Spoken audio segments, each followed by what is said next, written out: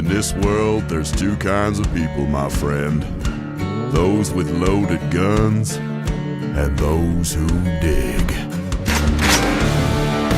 Broadcasting from a Montana wilderness fortress at the headwaters of the Missouri, this is Matt Christiansen Live.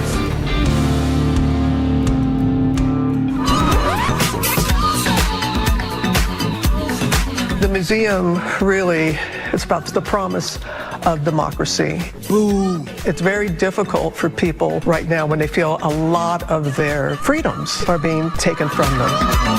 When core values may be at stake, it would merit you speaking out. How have you been able to find that balance? My goal was to, look at the example of our first president, George Washington. Wow.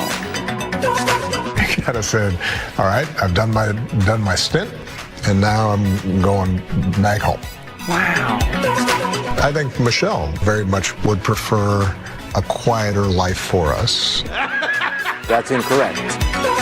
On the other hand, there have been some folks who would like to see me out every day. Go away! Right? Banging the drum. What I've tried to do is to move from player to coach. Wow. Congratulations, butthead. You are fake news. This nigga voted for Joe Biden. Bingo. Very fake news. Go back to where you come from, okay? What is this? A center for ants? I doubled the size of it, you dumb person. He's absolutely right. All right, America, go to the YouTube right now. Duct tape all over the place. It's a disgrace. All right, go. In 5, 4, 3. I can't do it. We'll do it live. Fuck it, we'll do it live! Hello and welcome to the show. This is Matt Christiansen Live, a proud duct tape production for Father's Day Sunday, June 21st, 2026. Happy Father's Day to all the dads listening, including my dad downstairs right now. Thank you for tuning in. Sitting shotgun tonight in substitution for the usual Matt Palumbo, who is away doing highly regarded author things this weekend. We have my former Bible study leader, Robert. ICE is hunting him. They have not found him yet, and so he is here to help out. Welcome back. Thank you. Happy to be here. Saddle up, partner. Appreciate the spot duty. It will be the Egghead show tonight. We expect Matt Palumbo will be back next Sunday. So, and Matt actually will make a brief appearance tonight because he was part of our guest segment, and we do have a great guest tonight. Foundring is a satire and ragtime musician who was permabanned on YouTube for COVID misinformation in the form of songs of mockery about Fauci and the vaccine and all that stuff a few years ago. Lately, he has started recreating long-lost ragtime songs from American history that, yes, happen to say some bad words, which sometimes gets him in a little bit more trouble than he's already been in. But if you've been on X at all, you've probably seen his lively piano performances floating around because several of them have gone crazy with traffic. We'll get to Foundring in the second half of the show.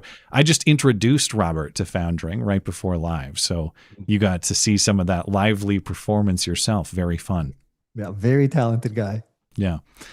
But in the news for discussion tonight, there's supposedly an Iran deal to make a deal, in effect, a memorandum of understanding, though nobody seems to understand it very well. A lot of it looks like the same stuff we've been dealing with for the last few months.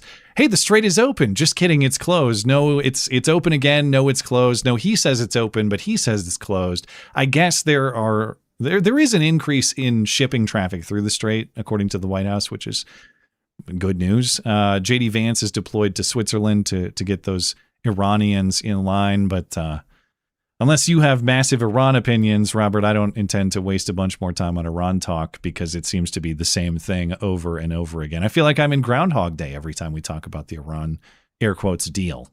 Mm-hmm. Yeah, it does seem like a wait-and-see situation. Yeah. Obamaland, as I'm calling it. It's technically the Obama Presidential Center. Had its grand opening in Chicago. Joe Biden got lost on the stage in classic Joe Biden style. We'll get into that. And I think the most important thing and interesting thing about that, in addition to some of the funny things that happened on stage, is the fact that this is not a presidential library, according to the National Archives. This is the Obama Presidential Center for a reason, and that reason has a lot to do with what records you may or may not find at that trash can-looking building. But I'll probably never visit it to check it out because I'd have to go to Southside Chicago to do that, and I'm not willing to risk my life to see some Obama records that probably aren't even there. I don't know about you. Any interest in going to Obamaland? It just looks so ugly. I didn't know that Obama... I figured he hired... he made certain diversity-driven hiring choices to do the design work. Obama was very personally involved in the design choices of that facility, which... all right, I guess that kind of makes sense. I didn't figure he personally did a lot of that stuff or oversaw it at least. But yeah, those there are a lot of choices in that building. That's for sure. I've never seen one like it. I'll give him that. But and then in her last day of office, outgoing Director of National Intelligence Tulsi Gabbard releases documents to demonstrate what she says is a new Fauci lie, one that theoretically makes him prosecutable again, despite the pardon from Joe Biden, the auto pen pardon, of course, and his previous lie being beyond the statute of limitations. So we'll get into that as well. And of course, we have some hoax hate to close, including an update in that Chicago cross burner who was, we already knew based on the surveillance video, it was some kind of Asian kid. And now this Asian kid is claiming, I had no idea that a burning cross is actually a symbol of hate. I thought it looked cool. I don't know. It was on a whim. He says he saw a movie about the KKK and it looked cool, but he didn't know the KKK, they were racist or anything. Just came to him in an afternoon thought, I guess. Well, watch the movie, instantly Team White. Like it. Before we get into it, got to say hello to our featured listener-owned business for the evening. That's our friends at Hero Soap Company.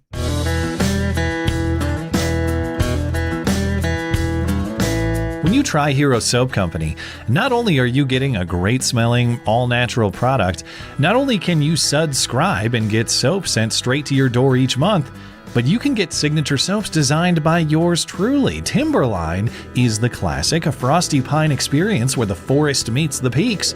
Double menthol for that high-altitude cooling effect. Or try Old West, highly underrated, people say. The sweet smell of leather and oak barrels will bust open the saloon doors. Or try any of Hero Soap's other fine offerings. Scents rotate regularly, so you can always find something fresh. You can do like I do and subscribe to get a random bar each month. So you get a great smelling surprise in your mailbox and you never have to remember soap at the store again. You might not know Hero Soap offers shampoo and conditioner as well. So even more ways to upgrade your shower. Remember, when you buy Hero Soap, you're not just getting a high quality made in the USA product. You're not just supporting this show, but you're also helping America's finest, too. A portion of every sale benefits military and first responder charities. Listeners of this show get 10% off everything from Hero Soap Company using promo code MCListener at checkout. Let freedom clean with Hero Soap Company. Promo code MCListener for 10% off site-wide. HeroSoapCompany.com.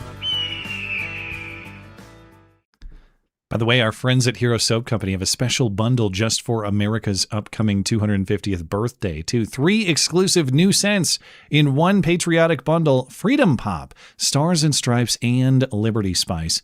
Pick up the America 250 bundle from our friends at Hero Soap to enhance your own shower or to make a great gift for someone who loves America in your life. And yes, you do get 10% off that America 250 bundle from Hero Soap Company using promo code MCListener. At HeroSoapCompany.com as well. Find all the information on all our special offers at MattChristiansenMedia.com/deals. Deals by listeners for listeners. All right, Robert, it's time for a mercifully brief Iran update. Why the fuck is the gas so high, bitch? So, as discussed, recall this week, the U.S. and Iran agreed on their Memorandum of Understanding, a deal to make a deal. It was 14 points, mostly saying the Strait of Hormuz will open and the U.S. naval blockade will end, and Iran will work toward a long-term deal on on ending their nuclear program and not pursuing not additional because they don't have any as far as we know, not pursuing nuclear weapons in general. Then Israel and Hezbollah in Lebanon shot at each other some more, and Trump got pissed at the Israelis again. We've seen this script repeat itself several times. And then the Iranians refused to meet for the signing on Friday as previously scheduled. And now Israel and Hezbollah supposedly agree on a ceasefire. But is that a real ceasefire, or the kind of ceasefires we've had lately where you just maybe shoot a little bit less, but the shooting doesn't actually stop? J.D. Vance went to Switzerland, try to get things back on track. As far as I see, no major developments in the talks, but at least the sides are talking. The major development is Trump has threatened everybody again. Not everybody in Iran, whoever the leadership in Iran is.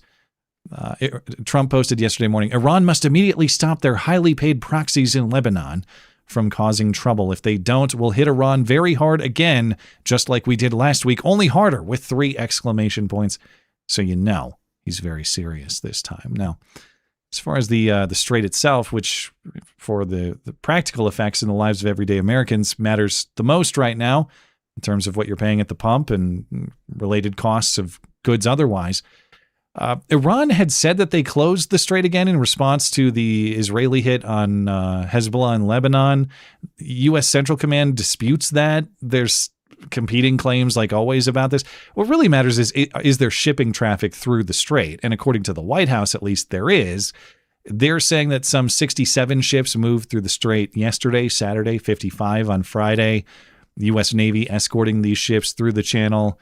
Now, how big is that number? Well, prior to this memorandum of understanding, so the last couple months, there had only been a handful of ships crossing through the strait a day.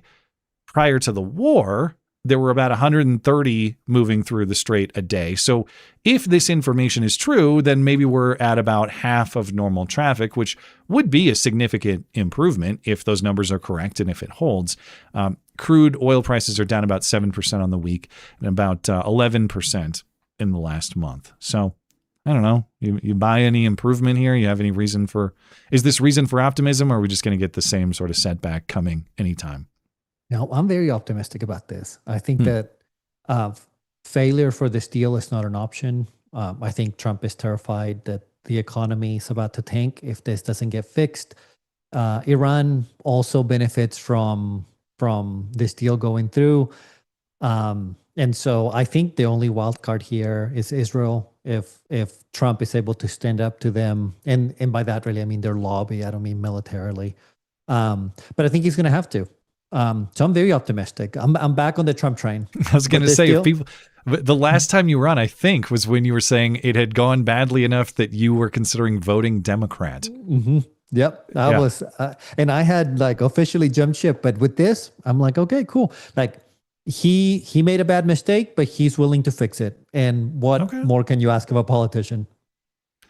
Yeah, I don't know that I'm as optimistic, though you make a good case. What I'm worried about here is that this perpetual quest to negotiate with Iran seems impossible. That is to say, negotiating with Iran seems like a thing that doesn't actually happen. So, hey, if they actually can get them to sit down and agree on these details against building a nuclear arsenal and we resume traffic in the strait, that's obviously what I hope for. I hope it happens. That'd be great if it does. I've seen nothing from Iran to suggest that they're all of a sudden going to change the ridiculous, fickle, mind-changing and changing of the terms every 5 seconds because they don't like that a rocket was shot this way or that way. Now, maybe you're right. Maybe they have more incentives to do that or more reason to do that than they did previously. I just worry that we're at a point with this where the talks are not actually a thing that happens. So you have two choices. You can kind of say, okay, that you're right. That was a mistake. I'll see myself out. In which case you sure spent a lot of money and a lot of American blood to achieve nothing and look weak. Or you can go bomb that place off the map, which is also a terrible solution. And that's not something I want. But I want to see that the negotiation thing works and that Iran actually sticks to it. I haven't seen that episode of this show yet, so I'm not super optimistic for it, but I hope it happens. Anyway, I already broke my own rule. We weren't going to talk about Iran for a long time. What the hell am I doing? Got any other Iran thoughts? No, I was going to clarify. I do see this whole situation like a loss, like Trump wasted blood and treasure on this and got nothing out of it. And so, but I'm still glad that he's willing to stop, because in my opinion, and I know people have very strong opinions on this, and your own listeners will disagree with me, like this was a mistake from the beginning. And I still have to give credit to a guy that has the guts to go, yep, this is a mistake. I gotta stop. Well, let's get into some lighter material. Not really. It's actually deadly serious, potentially. But the teens and the youths are at it again with their urban takeovers. This actually happened 10 days ago on June 11th after Game 4 of the NBA Finals in New York City, a game in which the New York Knicks narrowly defeated the San Antonio Spurs. And the Knicks, of course, would go on to win their first finals in 50 whatever years. According to social media accounts, a Five Guys employee was discovered, or at least alleged to be, a Spurs fan. And the Knicks mob of youths and teens did not like that. So they threw the restaurant chairs at him until he was nearly buried in these chairs. The scene was actually bloody. It's significantly violent. I have to blur it a little bit. I'm not confident YouTube will actually let me show it. As always, musical accompaniment added for effect.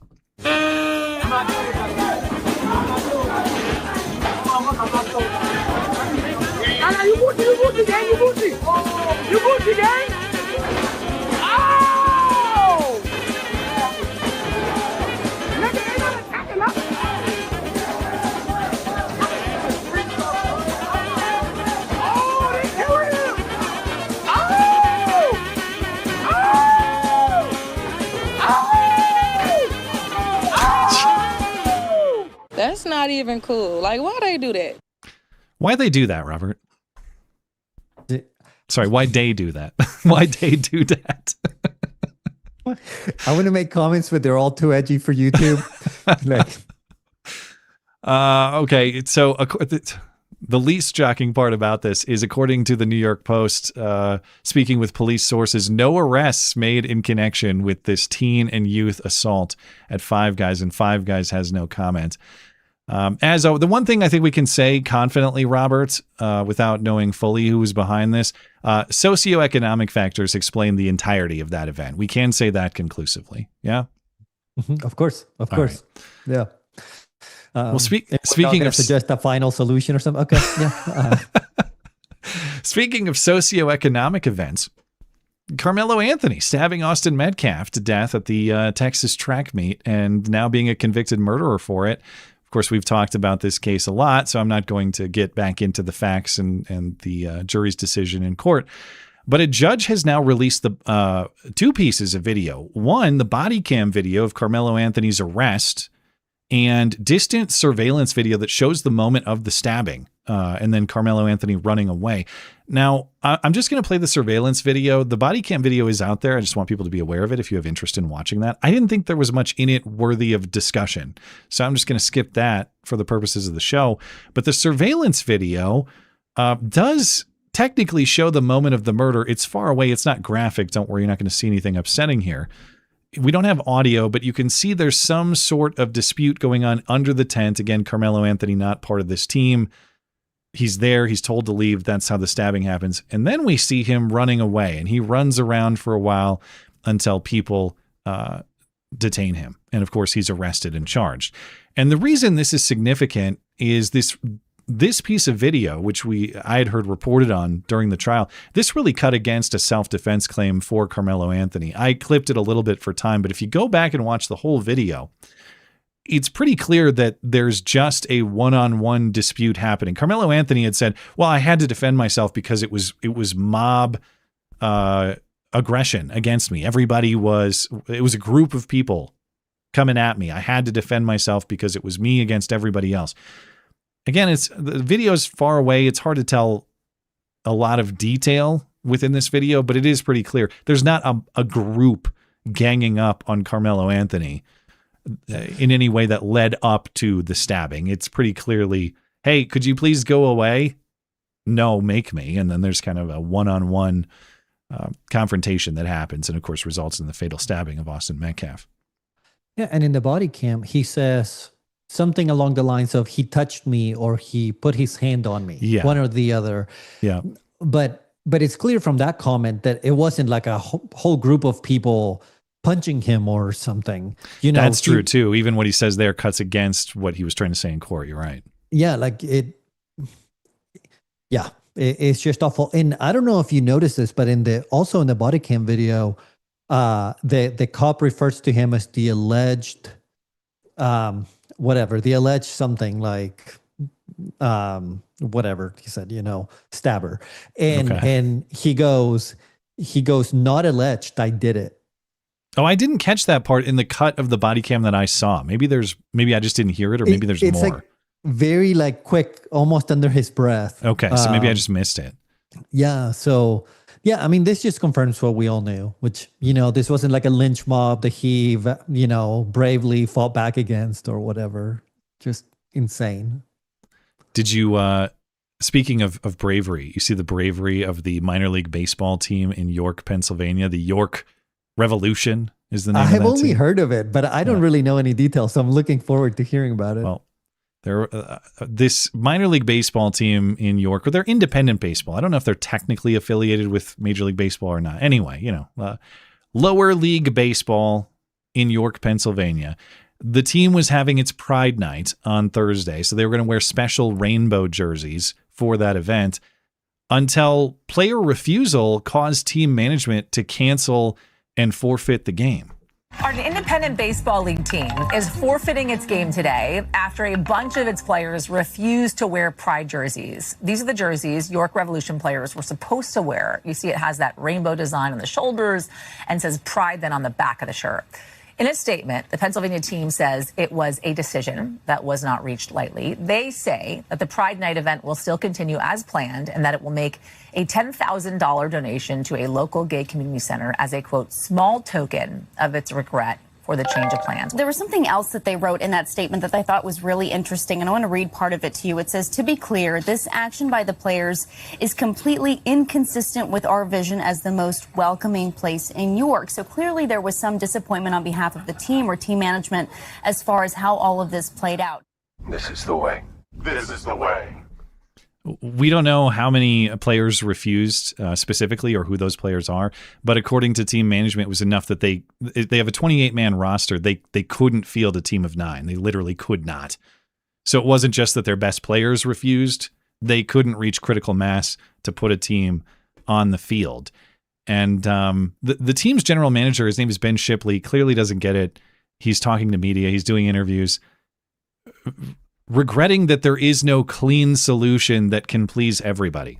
I would ask the community for understanding. Running an organization in this way, with these difficult dynamics, having to find a solution to these complex problems without a clean solution is a difficult task, and there's no good way to get everybody everything that they want, but our primary function as Wellspan Park in York, Pennsylvania, is to welcome the community in and be the most welcoming place in York. I have a solution. Play baseball. Play baseball. That's the solution right there. Just play baseball.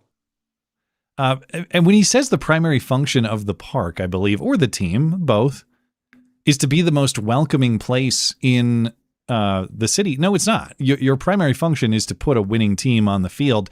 And the only way that makes sense is if other nights are not, in fact, welcoming. Is there a no gays night? Is that, I've never, anybody can go to the game anytime they want. You could be a felon convicted of murder who is free after serving his sentence and go to the game. You could be the worst scum of the earth possible. You will still be able to buy a ticket and go to the game. So when organizations say they exist to be the most welcoming, no, you don't. You exist for a business purpose, and their business purpose, like you say, is putting a baseball team on the field. Yeah. Yeah, I mean, they have no business pushing this awful ideology. And then the response, well, we're giving $10,000. But what's next? Well, we're sending dildos to Africa for the starving children. Like,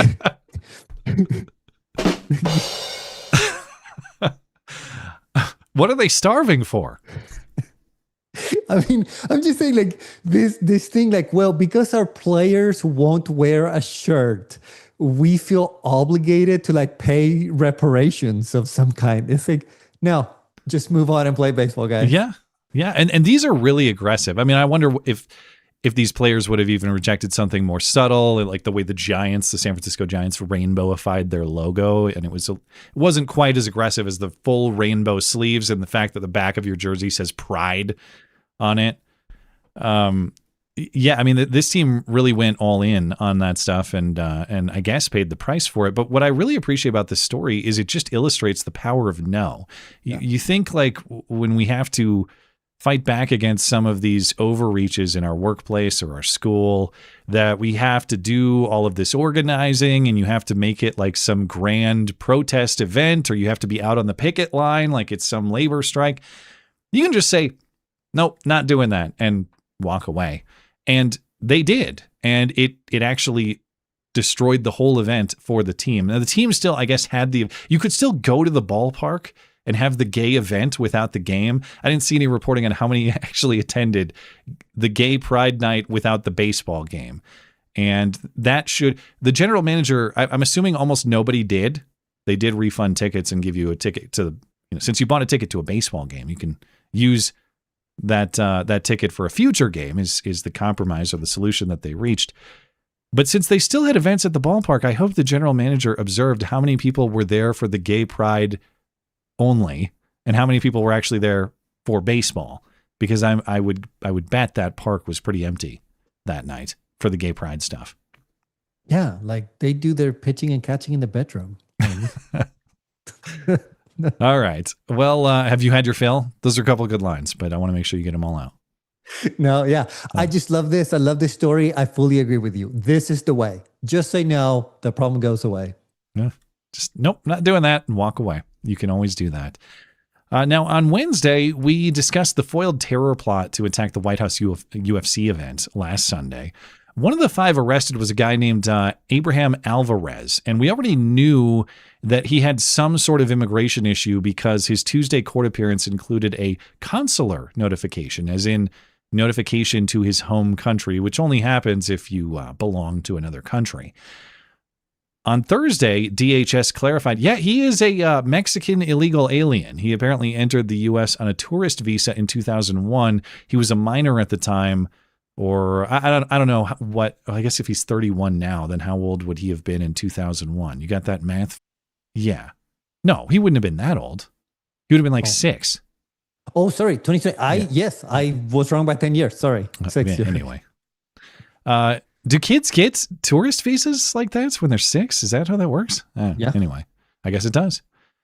He was granted Obama-era DACA protection, deferred action for childhood arrivals from deportation, but he's been overstaying ever since. Now, Robert, I have a quiz for you. According to one analysis, how much time did the national network news broadcasters ABC, NBC, and CBS give to the fact that this busted terror plotter is, in fact, an illegal immigrant? How much is 0? He's absolutely right. Nailed it. According to Newsbusters, a grand total of 0 minutes, 0 seconds airtime given to this story after DHS revealed that the guy is an illegal immigrant. By contrast, they spent 14 total minutes talking about or 13 and a half, talking about the controversies or the alleged controversies at the reflecting pool, which I also have news on. You've been following what's going on at the DC National Mall reflecting pool and that renovation. That I don't know anything about. But in the other story, I just want to say for a second when I saw that story, just from his name and his face, I thought, oh, please don't be from Chile. Please don't be from Chile. Like I just had this bad feeling about it. So it's like, oh no, he's a Mexican. Is that what a lot of Chilean dudes look like? I don't know. He just like has that vibe, and I was like, no, please don't. Abraham Hermosillo. I've never heard that one. Hermosillo. Hermosillo. Yep. All right, Yep. cool. That's kind of a cool name, even though he doesn't seem like a cool guy.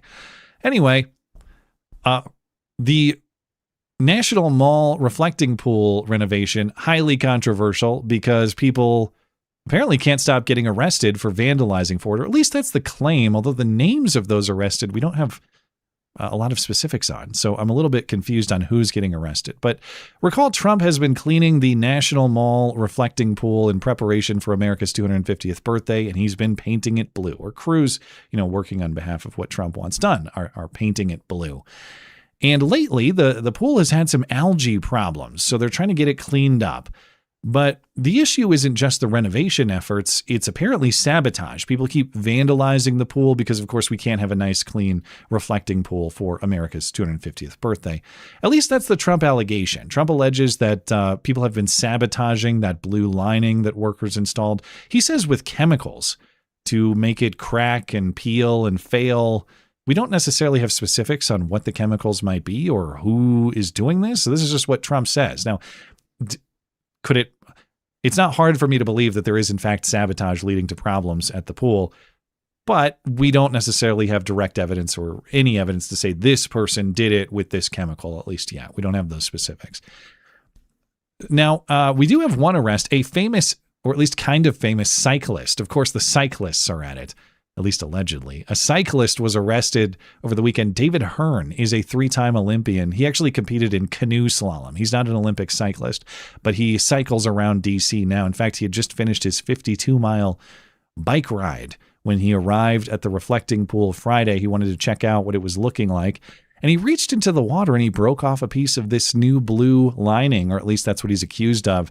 He's been charged with destruction of government property. Now, Hearn denies any vandalism. He said, I wanted to see what the pool looked like. I wanted to see what this lining felt like. So I reached in there and I saw some of it was peeling and I felt it a little bit, but I didn't pull anything out of the pool. There's another witness who recorded a video of him saying that he had interfered with or possibly damaged or otherwise handled National Park Service hose that they were using to work on the reflecting pool. He says, I didn't do anything with the hose. Maybe my bike tire touched it. So who knows? But you can see there's cracking and peeling of this blue lining. And this is a photo that the cyclist guy himself actually took. And I guess he just reached in there and wanted to see what it feels like. I don't know. Do you believe this is an innocent, wrongly accused man, or do you think he's a vandal? Man, I was thinking, he may be innocent. Like if I saw something peeling, would I reach and just to like, out of curiosity to be like, what is this? Maybe, but then I saw he was 67 and I'm like, dude, like lefty boomers are the craziest. Confirmed. Yeah. Confirmed. He did it. That was enough proof. Now, lefty boomers on bikes cycling around for 52 miles. Yeah. Dude, what more evidence do you need? Yep. They're a public danger. Okay. If someone is like making the pool ugly, if you will, like I'm kind of like dumbing it down, right? Just so it can't look good for the celebration. There's nothing like lower than that. Like I have no words for the evil that is.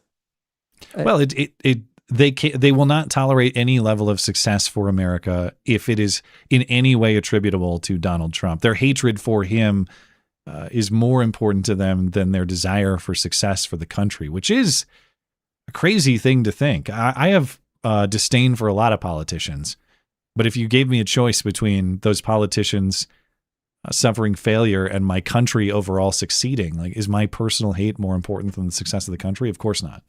Yeah, that's the life they live in. Like a beautiful monument, like would be like if I went and I don't know, put bleach on the grass at my local park because I don't like the mayor. Like I have no words, really. I just find this to be so wicked. I hope it's not true. I hope people are not doing that, but I would not put it past that boomer. Speaking of grass vandalism, they did that too. Did you see people put 8647 into the grass on the National Mall? I don't know what method they used. I don't know if they just cut the grass or if they applied some chemical or what they did, but they put the Comey in the grass at the National Mall. So they're doing that too. Yeah. I mean, it looked like a chemical. I don't know. Of course, I haven't followed it, but it looked like it, which again, I don't know. I just find it so wicked. Like, can we not just celebrate for once? Like, this doesn't have to be political. We can just be happy at a, Robert like De a birthday. Niro said it last weekend at their counter event of the UFC thing. I can't be patriotic in a country run by Trump. I mean, I'm paraphrasing. That wasn't the exact quote, but that's what he meant. That if the guy I don't like runs the country, my entire love for faith in the country evaporates. It's gone, which there's lots of polling to that effect. I know Matt brings that up frequently, that like left-wing patriotism is entirely dependent on who's running the country. They do not like the country itself when they are out of power, which tells you how much power actually matters to them. Yeah, it's sad. Very sad and wicked. There are reports, this reporter Emily Miller saying that a law enforcement source tells her that there were 5 arrests for damaging the reflecting pool. So again, we don't know who those people are necessarily, but it's not just the cyclist guy. Apparently, if this source is correct, there is an effort to damage the pool. There is a sabotage effort. And even if, let's say it's more innocent than that, and people are just, they like the fact that a Trump project is not succeeding. Let's say there's no vandalism, no sabotage. It's just a bad job of cleaning up the reflecting pool, which, by the way, has had problems with algae and cleanliness for a long time. So this would be kind of a continuation of its history. Mm-hmm. Even if that's the case, though, and it's purely innocent, these people are so deranged that you now have pro-algae protesters. You have Team Algae outside of the reflecting pond. Here is only a brief exposure to those people. Algae smarter than MAGA. Algae smarter than MAGA. Algae smarter than MAGA. Algae smarter than MAGA. Stop it. Get some help. The Portland frog costumes have been repurposed, I think, for Team Algae down at the reflecting pool. It's kind of hard to hear that lady. She's saying algae's smarter than MAGA while parading around. And the other guy dyed his hair green. Got nothing better to do than dye your hair green to go down and celebrate the algae bloom at the reflecting pool. This level of hatred for the president and the country is it's remarkable. I can't believe people have nothing better to do than that sort of thing. Yeah, I mean, I know we always refer to something like the Gestapo, something negative, but could we have like 1% of it here? Like just 1%, so these people just go missing. Those fascists sure are very tolerant, permissive. Yeah, they allow a lot of bullshit to slide. Yeah. Again, I find this very sad. I hope they can get over it themselves. Well, Friday, Juneteenth was the grand opening of the, I guess, $850 million, although the budget is kind of unknown. It might be $1 billion plus, but very expensive Obama Presidential Center in Southside Chicago. Again, not a presidential library for reasons we'll discuss in a minute, but a presidential center with Oscar the Grouch doing the architectural design. In fact, it was so good, the architecture, it made Oscar smile, according to this particular presentation from Dilly Meme Team. I appreciated that one. But you had the grand opening on Friday for this center. And of course, how did it start, Robert? I should have made you guess this one too. I did see this. I'm not gonna play the powwow or whatever happened here. But yes, of course, it starts with a land acknowledgement from Valerie Jarrett. Valerie Jarrett, who, to be clear, does not look like she should be cast in Planet of the Apes at all. There is zero resemblance between this woman and the actress in the classic Planet of the Apes depiction, for which Roseanne Barr had her show destroyed. To say that they could be twin sisters is so off base, so incorrect, so factually wrong. I just want everybody to understand that whenever we talk about Valerie Jarrett, there's no resemblance between these two people at all. Valerie Jarrett was first on the stage to begin the event, and she did the land acknowledgement. We stole this land. We'd like to take a moment to recognize the original inhabitants of the land upon which we are gathered today. We honor the, I can't even say a lot of these tribal names. I'm not even going to. I recognize Ojibwe, and that I'm not going to try the rest of them. All right. But this is, God, man, there was, last summer, there was a brewery around here. We were, during my vacation time last summer, we went to a different part of the state, and there's a brewery whose beer I enjoy, and I wanted to stop in to check out this place. And I looked on their website to find where it is. And of course, I was assaulted. I was confronted with a land acknowledgement that said they recognize that their brewery is on stolen land. I thought, the hell with you, man. If you're telling me that you are a thief, that you steal, why would I go support your business if you openly admit, hey, I stole this property, and on this property I create the product that you enjoy? And that's why anytime people say this kind of stuff, you have to accept one of two things.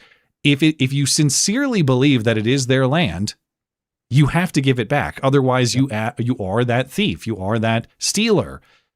If, however, you don't give it back and you are not a stealer, you deny both of those things, well, then what? You're dishonest in your presentation, and you're just saying this as some sort of ideological gesture when, in fact, you don't believe the premises. Because if you did, you would give the property back, or you would openly admit to being a criminal, and they won't do those things.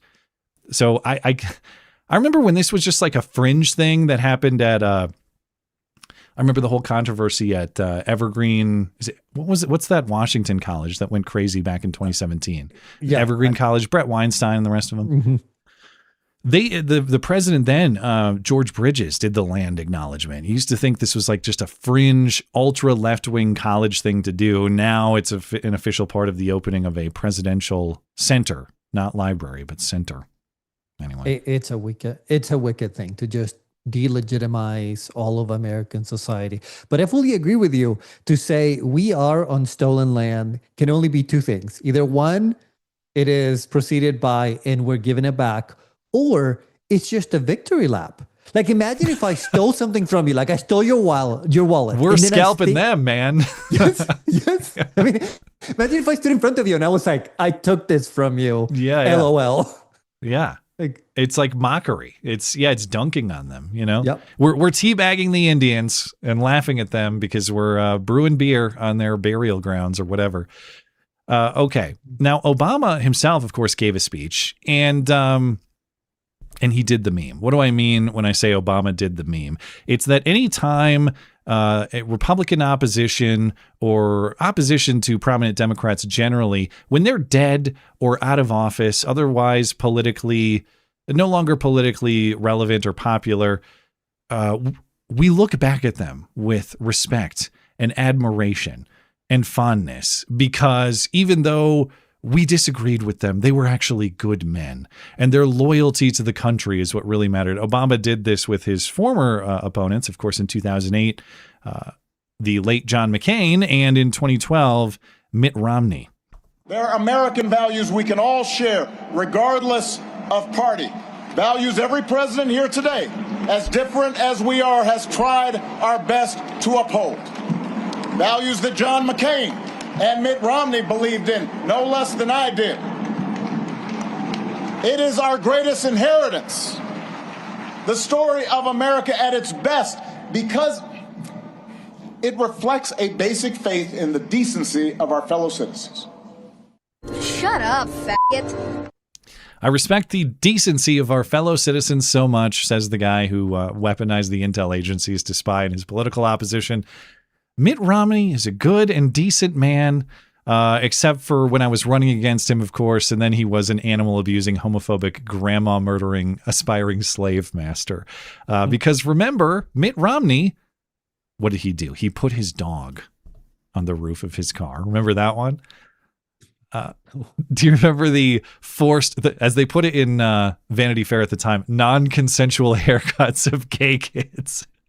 He didn't like to see fellow gays as a young man with their flamboyant long hair, and he forcibly cut it. We can't trust this man to run the country. Now, the thing is, I also hate Mitt Romney for very different reasons. We could come together on Romney hate, maybe. But no, now you have to act like you actually admired the guy and appreciated him. Remember when they were running ads of Paul Ryan, or who was supposed to be Paul Ryan, wheelchairing grandma off the cliff because he wanted to reform Medicare? If you watch this ad, they actually, what do they say in here? Like, is America really great without Medicare? I'm going to play this a little bit here. Back it up.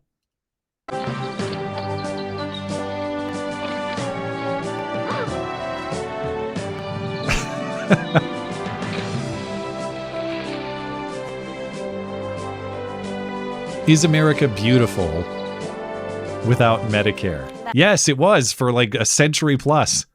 That's right.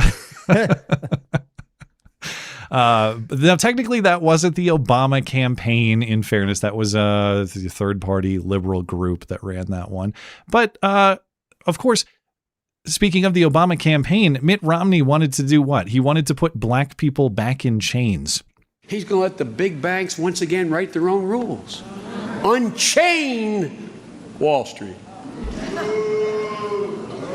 They're going to put you all back in chains. Listen to how coherent he was. I was going to say, both of them actually, Biden and current Obama, the clip you just played, the first thought is, man, are they good? Like, we have not had speakers like that in politics in a minute. You talking about 2012 Biden? You're including him in that?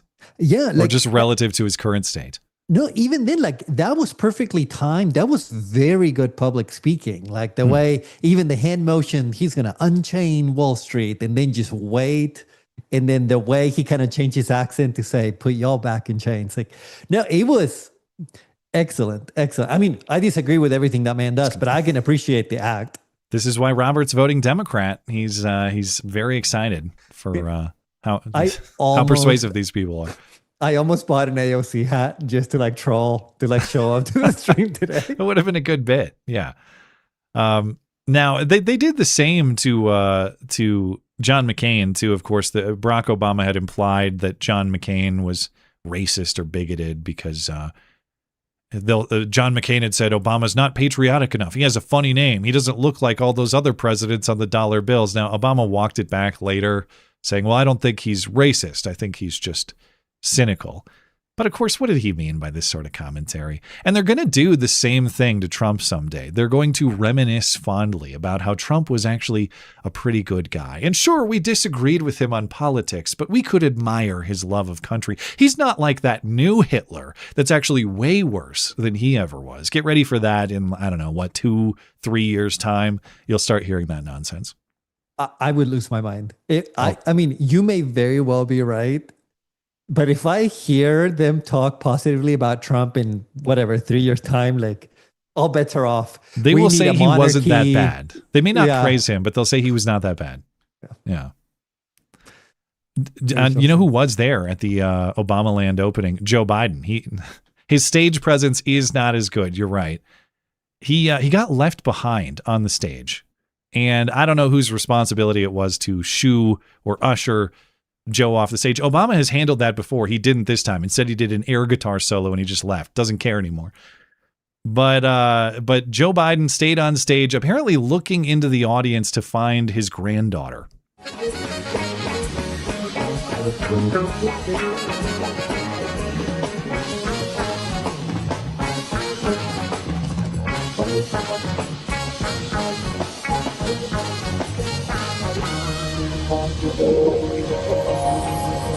It's when he takes off the glasses that gets me.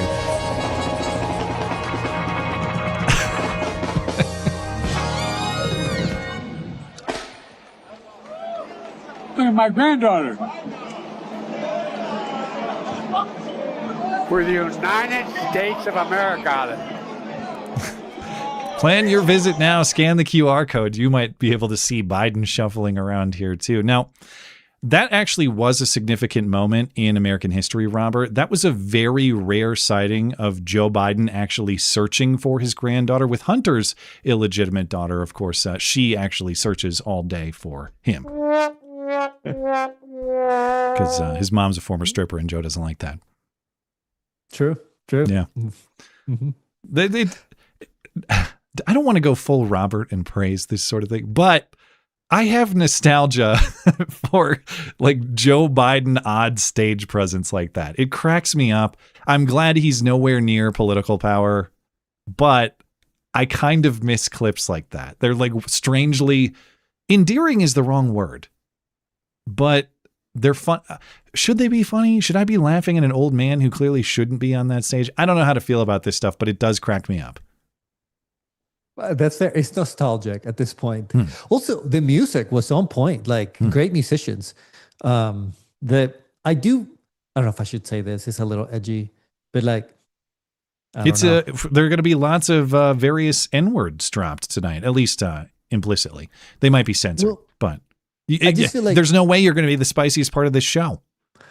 Okay, I hope this is not too spicy, but I feel like at shall we say like black celebrations, like at that level, like super fancy, that's exactly the style of music that you get. Like it at some point it becomes too on the nose. Like, did you also like serve watermelon? Like, it was a Juneteenth event.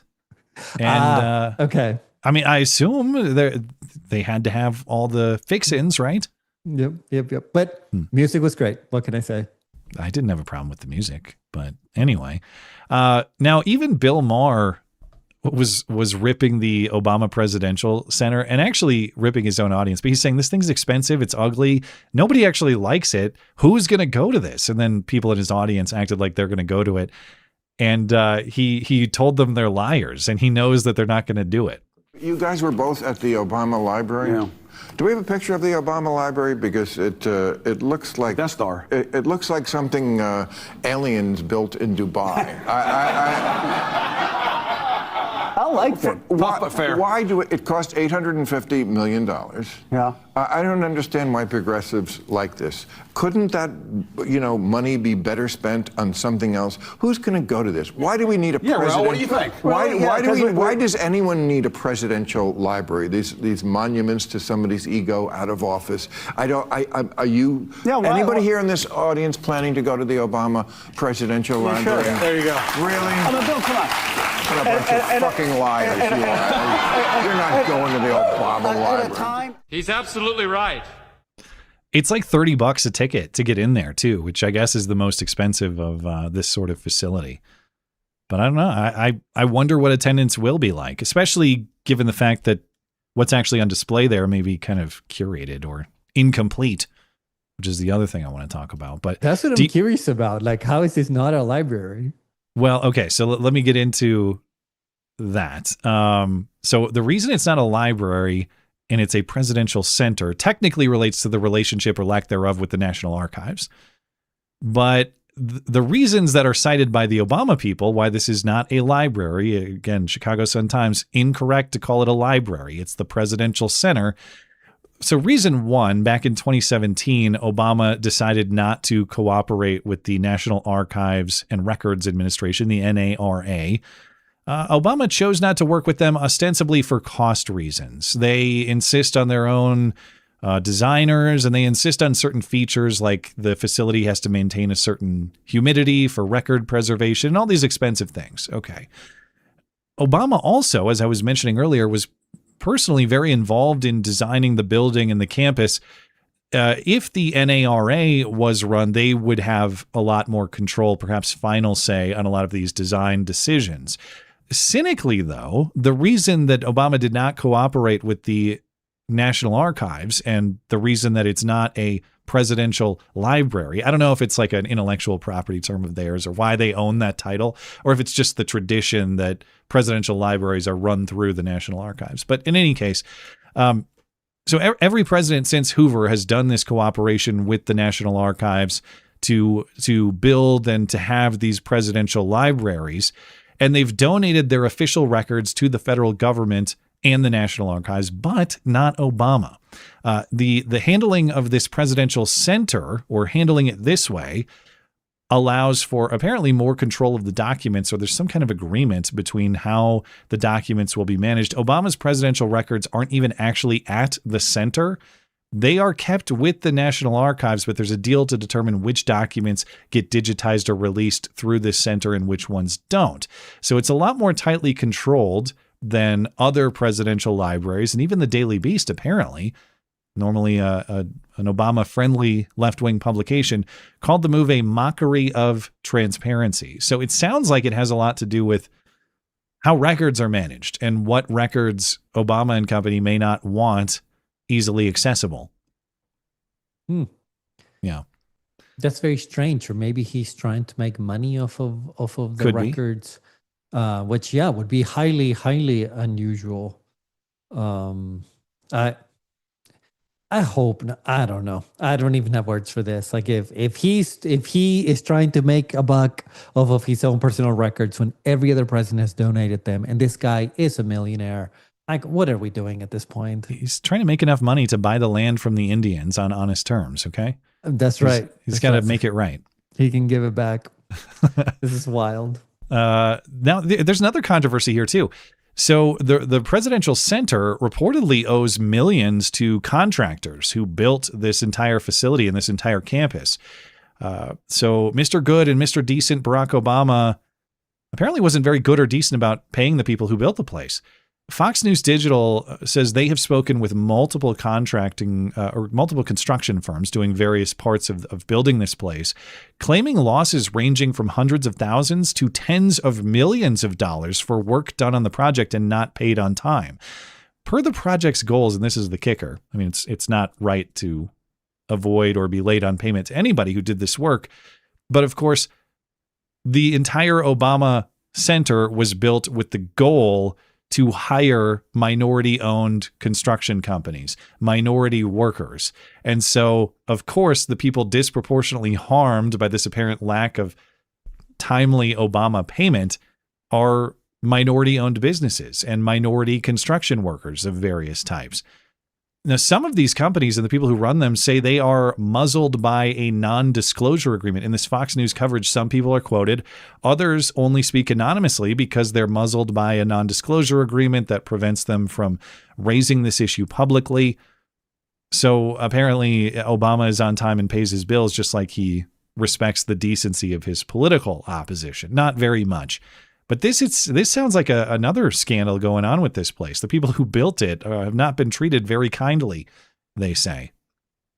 This is wild. I mean, at least in a standard construction contract, these people would have a lien against the building. And hopefully that is the case. But it sounds like maybe that's not the case, you know, considering that this is for the former president and blah, blah, blah. Like maybe these contractors were duped into signing terrible contracts. Terrible for them, I mean. This is crazy. I mean, yeah, you wonder how a contract gets signed that says, I'm going to do $10 million worth of work for the Obama Center to be paid on X date, relative to project completion or something, I assume. How is that term not ironed out? It does seem hard. Now, if there was anybody who was doing handshake agreements with Chicago builders, maybe this would be the case, but I got to imagine, well, I don't know. I mean, maybe these guys were minority-owned businesses selected for that reason. Maybe they weren't as legally savvy, or they aren't as big of operations where, I mean, I've hired plenty of contractors to do work on my house without a formal write-up agreement, which is kind of ill-advised, you know, but thankfully the work is done. At a smaller scale, I know there are a lot of guys who will work on more of a handshake agreement because I've been a party to that. But in something the size of the Obama Presidential Center, how do you have a handshake agreement for hundreds of thousands of dollars or millions of dollars worth of work? Yeah, there's no way. There's no way. So either the contractors, I mean, again, if it's a traditional contract, the contractors will win. The only other explanation is because of the political nature, maybe they like believed whatever foundation was building this building, thinking, oh, they'll treat us right because, you know, it's Obama or something or other. But I think we can all look forward to that building getting repoed. Can they just fit it on a flatbed? It's kind of, you know, tall and narrow. It might just be able to take it away that way. Mm-hmm. All right. We're right up against the top of the hour. I do want to talk about this before we get to Super Chat and to our guest Foundring. So I will get through this relatively quickly because a lot of the information is old news, but some of it is new. And this being about Tulsi Gabbard's allegations against Dr. Fauci. So over at the Office of Director of National Intelligence, the person who oversees all the federal intel agencies, Tulsi Gabbard is now officially out. Recall she resigned to be with her husband through his bone cancer treatment after some disagreements with Trump, especially on Iran's nuclear program. Well, last week, we talked about Tulsi dropping some intel on U.S.-funded foreign biolabs conducting gain-of-function research, primarily in Ukraine. This week, on her last day in office, Tulsi declassified some communication from within the intel community she says proves another Fauci lie under oath. Here's Tulsi.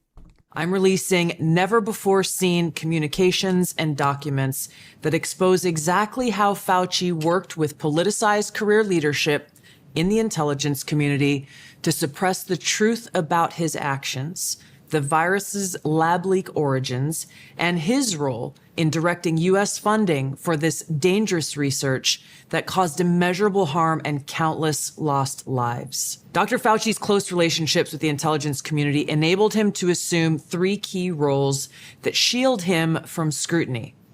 First, Dr. Fauci funded dangerous gain-of-function coronavirus research linked to Big Pharma and their pursuit of universal vaccines worth trillions of dollars. Second, Dr. Fauci was the behind-the-scenes advisor who, alongside his hand-picked so-called experts, pushed the intelligence community to endorse a natural animal origin to hide his dangerous gain-of-function research that he funded using taxpayer dollars, all of this in a deliberate attempt to cover up the truth and shift the blame and attention away from Fauci's own actions.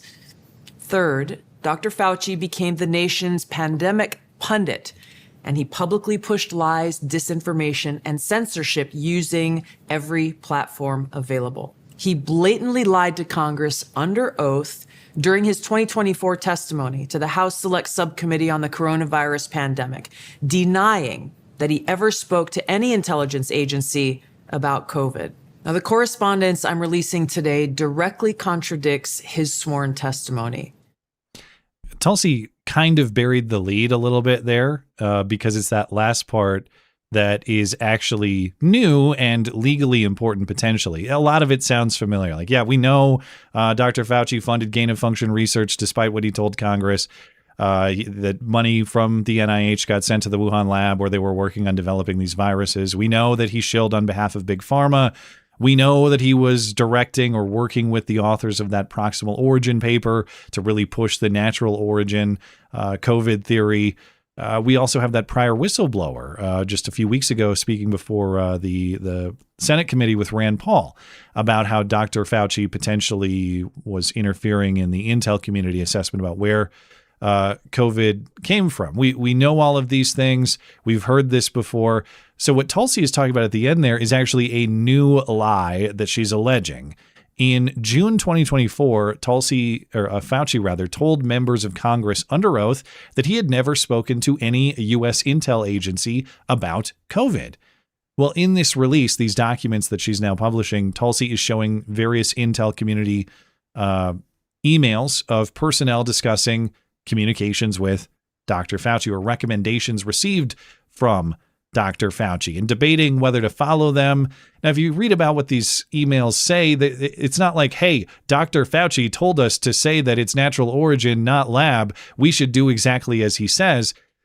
No, it's members of the intel community discussing what Dr. Fauci has told them and whether they should go with what Fauci says, whether there are ethical implications to doing that. But to Tulsi's point, the strong implication here is that Dr. Fauci was indeed in communication with members of the Intel Committee, contrary to what he had told Congress, members of Congress, in his testimony, again, under oath, in June 2024. So if that's the case, then what we have is actually a new lie in a more recent time frame. Why does that matter? Well, the truth matters, of course. We should all care about that. And everybody knows that Fauci is a scheming liar. But this may matter legally. It's not going to be an easy case if anybody decided to pursue it, but it does have a few interesting components. So recall that Dr. Fauci was pardoned by Biden, really the autopen at the end of Biden's term, for anything related to his time as the director of the NIAID. His prior lie to Congress about funding gain-of-function research, number one, was during his time as director at that agency. And number two is now beyond the statute of limitations. It happened in 2021. We're now 5 years beyond that. But if this new lie that Tulsi is alleging is a provable lie, number one, it happened after Fauci had retired from his government role. So does the Biden pardon cover that?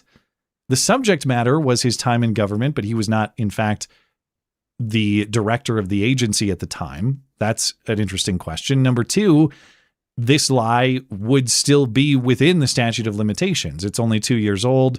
Statute of limitations extends for 5 years. Now, for this reason, Tulsi says there is now a path to prosecute Fauci. Of course, Tulsi is not a prosecutor for the Department of Justice. She can only refer information there. But maybe this is a path to pursue some accountability for Dr. Fauci. I did not have a lot of time today to go back and really review the specifics of what exactly Fauci said and the specifics of what are in these emails. But this is the case that Tulsi's making, and maybe there's a path here. What do you think, Robert? Yeah, I mean, this seems well produced, what she released. I mean, the video, she did a good job here, and it took time, clearly. I have a hard time believing that she put all this work into this release and that the other agencies of the government are going to be like, oh, it's nothing or whatever. Like, surely this is something that is getting picked up by the DOJ.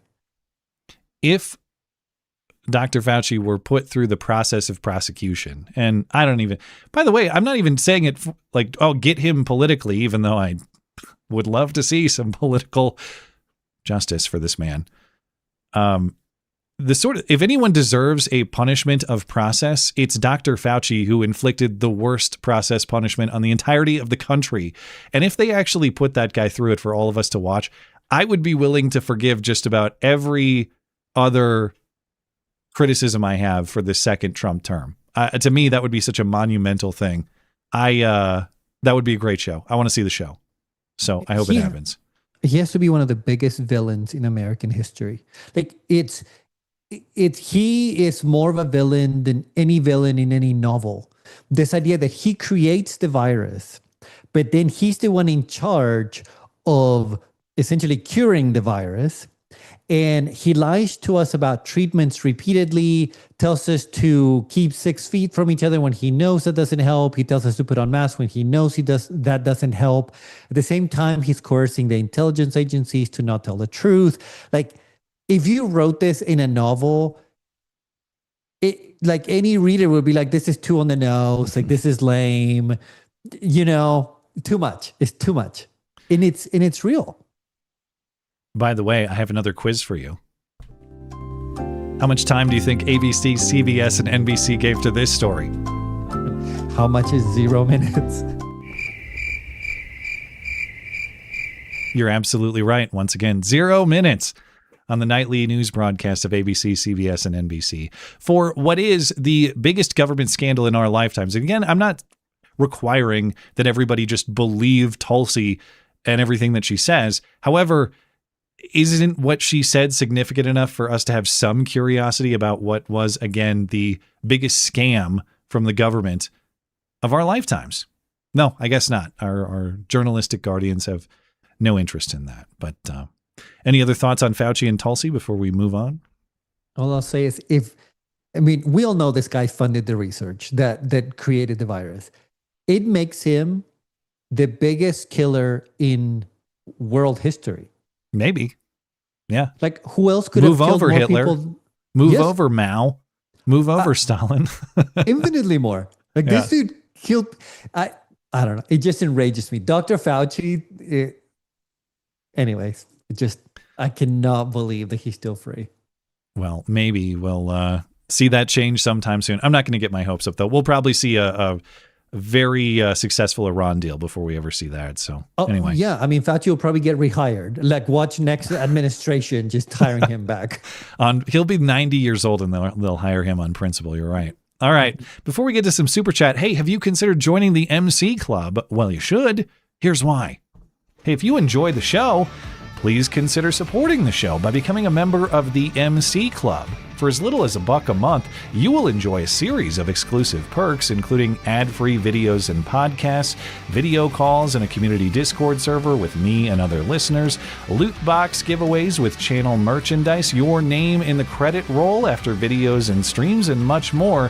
But most importantly, you will help keep the duct tape production alive and independent from all those sinister forces of control. Join the MC Club at mattchristiansenmedia.com/support. Linked in the description.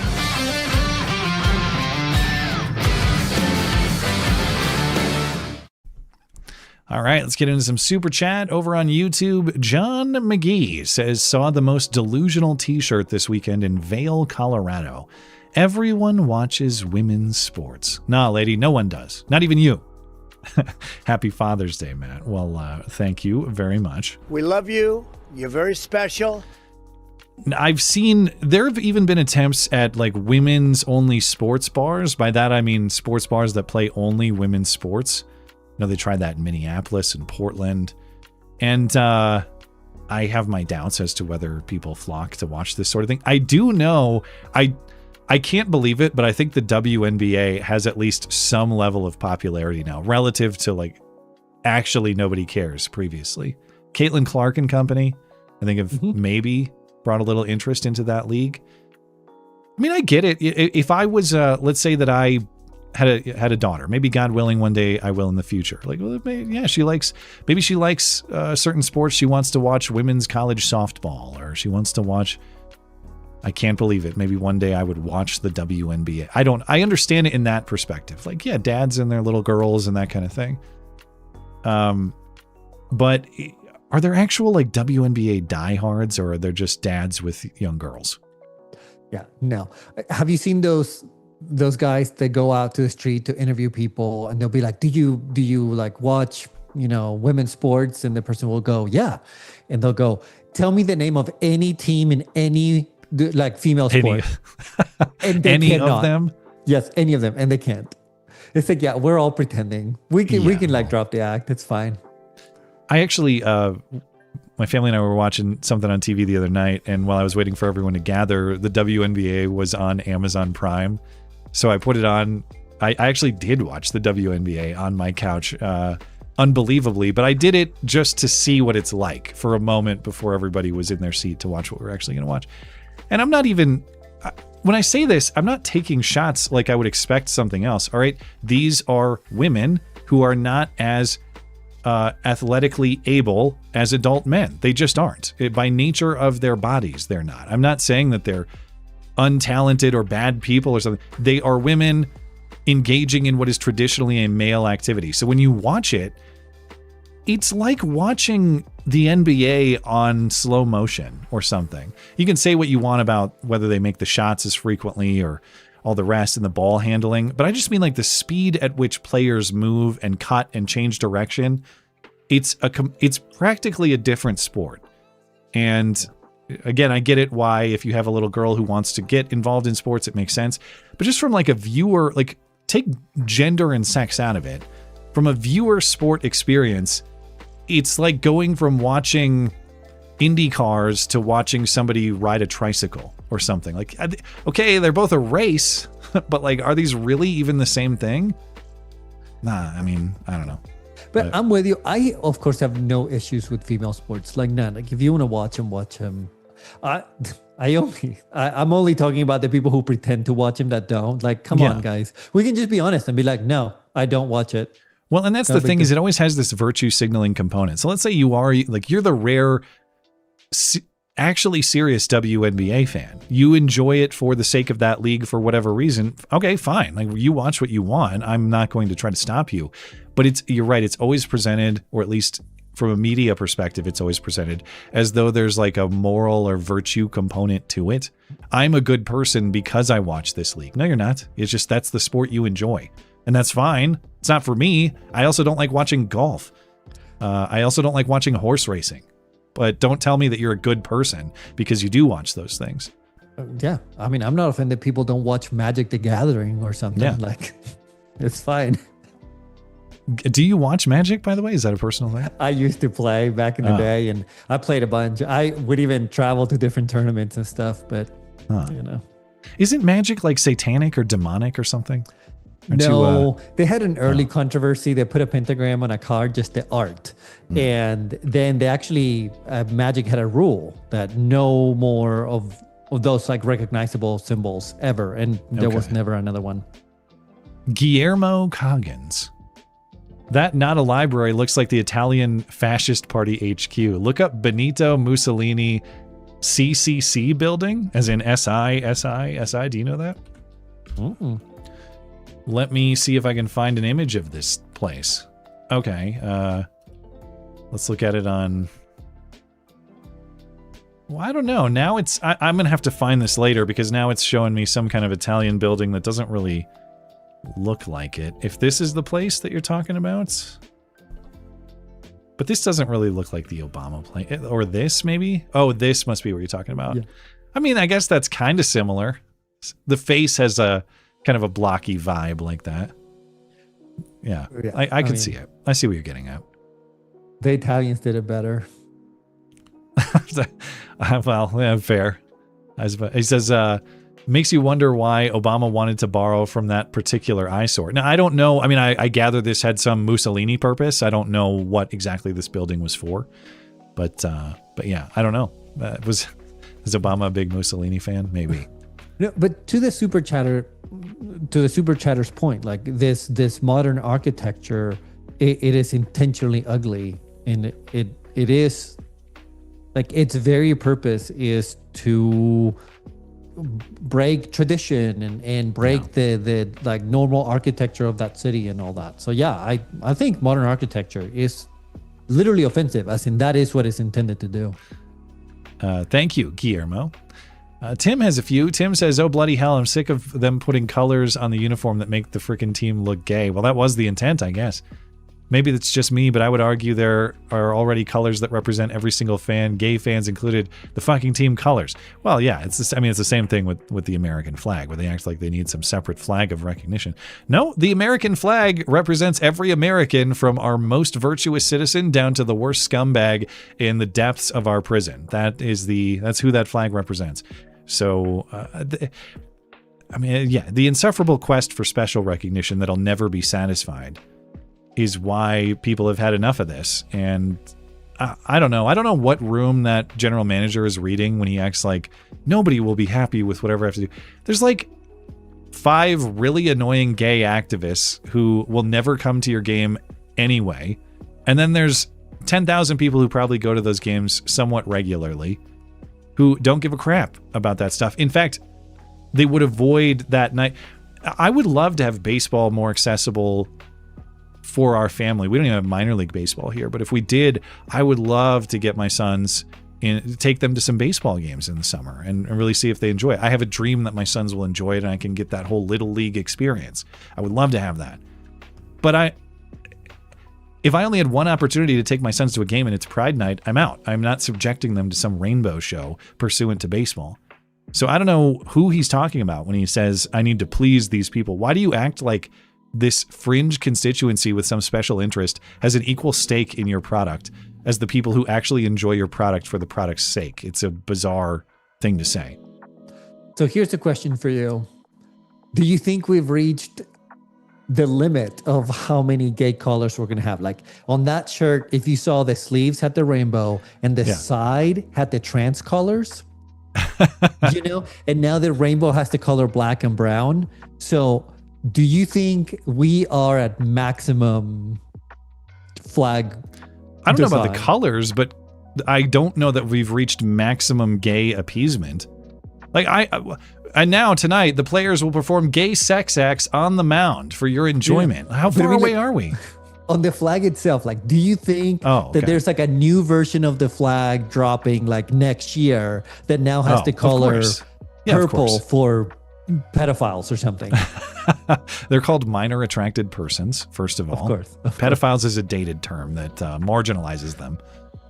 Yeah, no, it's going to continue forever. When your whole worldview is predicated on victimhood, you have to invent new victimhoods. That's the way that it goes. Otherwise, eventually these people would have to take responsibility for themselves, and they refuse. They can't live in that world, so there have to be new victimhoods. Tim also says, how common is the land acknowledgement in the U.S.? Here we have what they call welcome to country for the various areas of land that indigenous people lived in. Countries.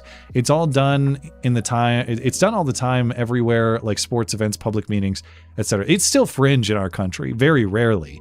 But so when I say that it's usually like left-wing college campus stuff, that's how it is. To see a former president, a relatively mainstream event do it, that's uncommon. I can't think of an event of that type. I could see the DNC, maybe the DNC like has their convention done it.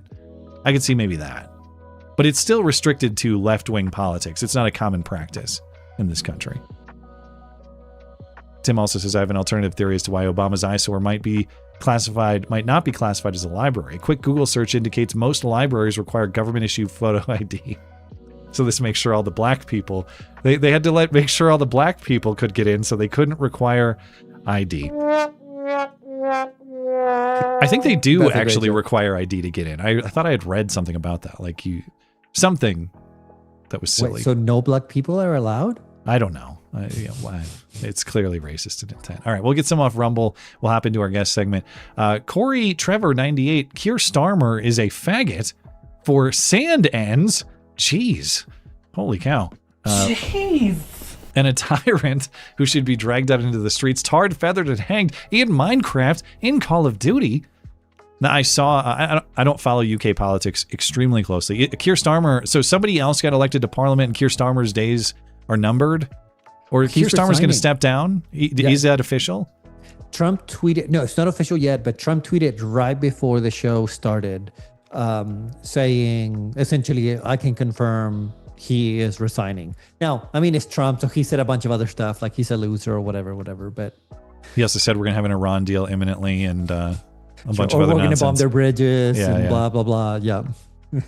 So, and forgive me for UK listeners who'll be like, this guy should never even talk about UK or European politics because he has no idea what the hell he's talking about. This will just mean there is a new prime minister, presumably of the same party and persuasion. It's not like the change of parliament, the change of control from a party perspective in parliament is happening, right? Correct. I think you're right. Okay.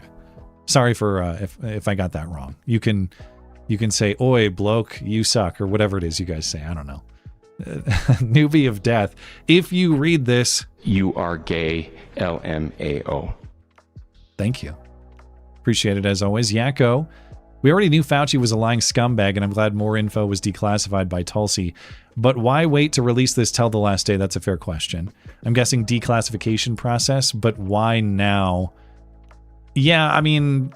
Yes, that is a very good question that I can't think of a great answer for. Why would she have this important information and wait until she leaves office? I mean, it does reek of showmanship, even if there is some substance and legitimacy to it. Can you think of a good explanation for why that would happen? I can't. I took it like this was her legacy. Like she didn't do anything really during her term there. And so... before she left, I imagine, this is me just speculating, that like she told her people, hey, before I quit, before my last day, like at least this one thing has to get done. And so that's what they got done. All right. That's a fair pick. I would pick the same thing if I was doing it. Skulldugger is in the chat. He says the reason why it's not a library is because they expect black people to visit. All right. Well, they would have made it a Waffle House or a Five Guys or a Chipotle, but maybe they wanted the behavior to be a little bit better. That Five Guys clip was shocking. Like those people need all prosecuted. They need to go to jail for 35 years, like the other black guy. They're well, I don't know how injured that guy was, but like I said, he's bloodied in the video. They are full on like over the head spiking chairs onto him while he's buried under a pile of chairs. I don't think it would be crazy to call it attempted murder. I think that it's realistic. I mean, he's not dead clearly, but could he have died? And they're all laughing like they're killing him. They're killing him. Yuck, yuck, yuck. But like they actually kind of are. And again, because he's a fan of the wrong basketball team in the wrong town. It is allegedly the nature of the conflict. Yeah, we just need to send a strong message. That's never acceptable, period. Well, it's New York. And so they love the Knicks so much, they say, good, beat any Spurs fan on site, I guess. Thank you, Skulldugger. Appreciate it. Okay, we are going to leave our chats there. I'll have to just circle back with you. Appreciate all our super chatters. We'll come back to super chat at the end of the show. Now, our guest segment tonight did go a little bit long, so I cut it down for show purposes.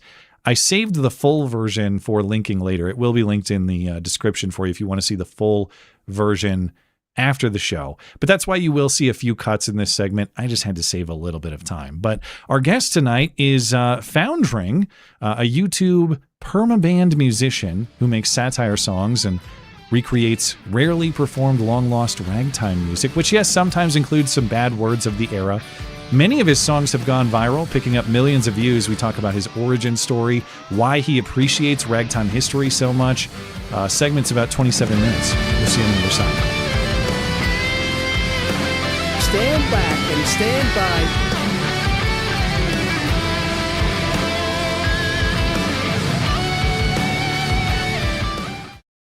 Someday, just wander way up in a balloon. And then you know what I know. There's a nigger in the moon. No white trash can fool me. There's a nigger in the moon. The rest his nose, eclipse is caused by a coup. Someday, just wander way up in a balloon. And then you know what I know. There's a nigger in the moon.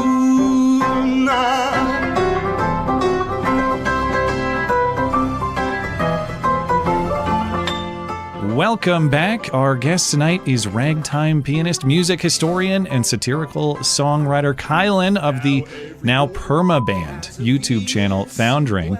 Kylan, thank you for making time.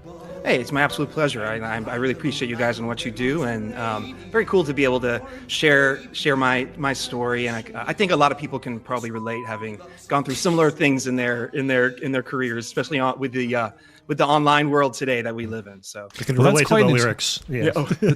It's quite an achievement. I don't have the YouTube permaban. I've had the week ones or 2 week ones or whatever. And I gather that you got maybe a little too historically accurate with your music. I don't know exactly what happened. I've certainly seen your stuff floating around. A lot of it has gained viral attention. So before we get into what exactly happened with you and YouTube, let's just step back and what is the Foundring channel story? How did this project? Yeah, how did it come to be? Yeah.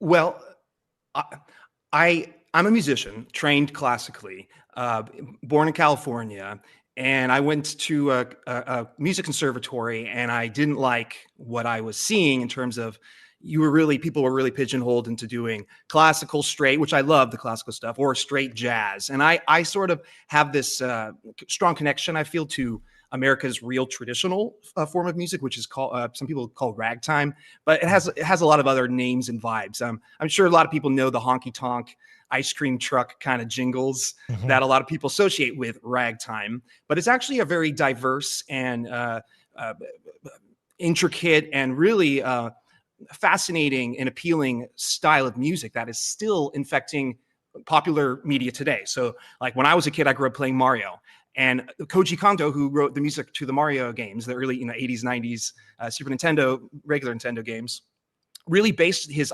iconic music themes on American ragtime music from the turn of the, around 1900 is when this music was really popular. So I found that there's this kind of stuff was really appealing and really present, but I was kind of shut down for various reasons we can kind of get into from pursuing that stuff. So I kind of this was right around the beginning of YouTube. So I said, well, screw academia. So I dropped out of college, and then I just started posting online, and I made a YouTube channel, made the Foundring YouTube channel.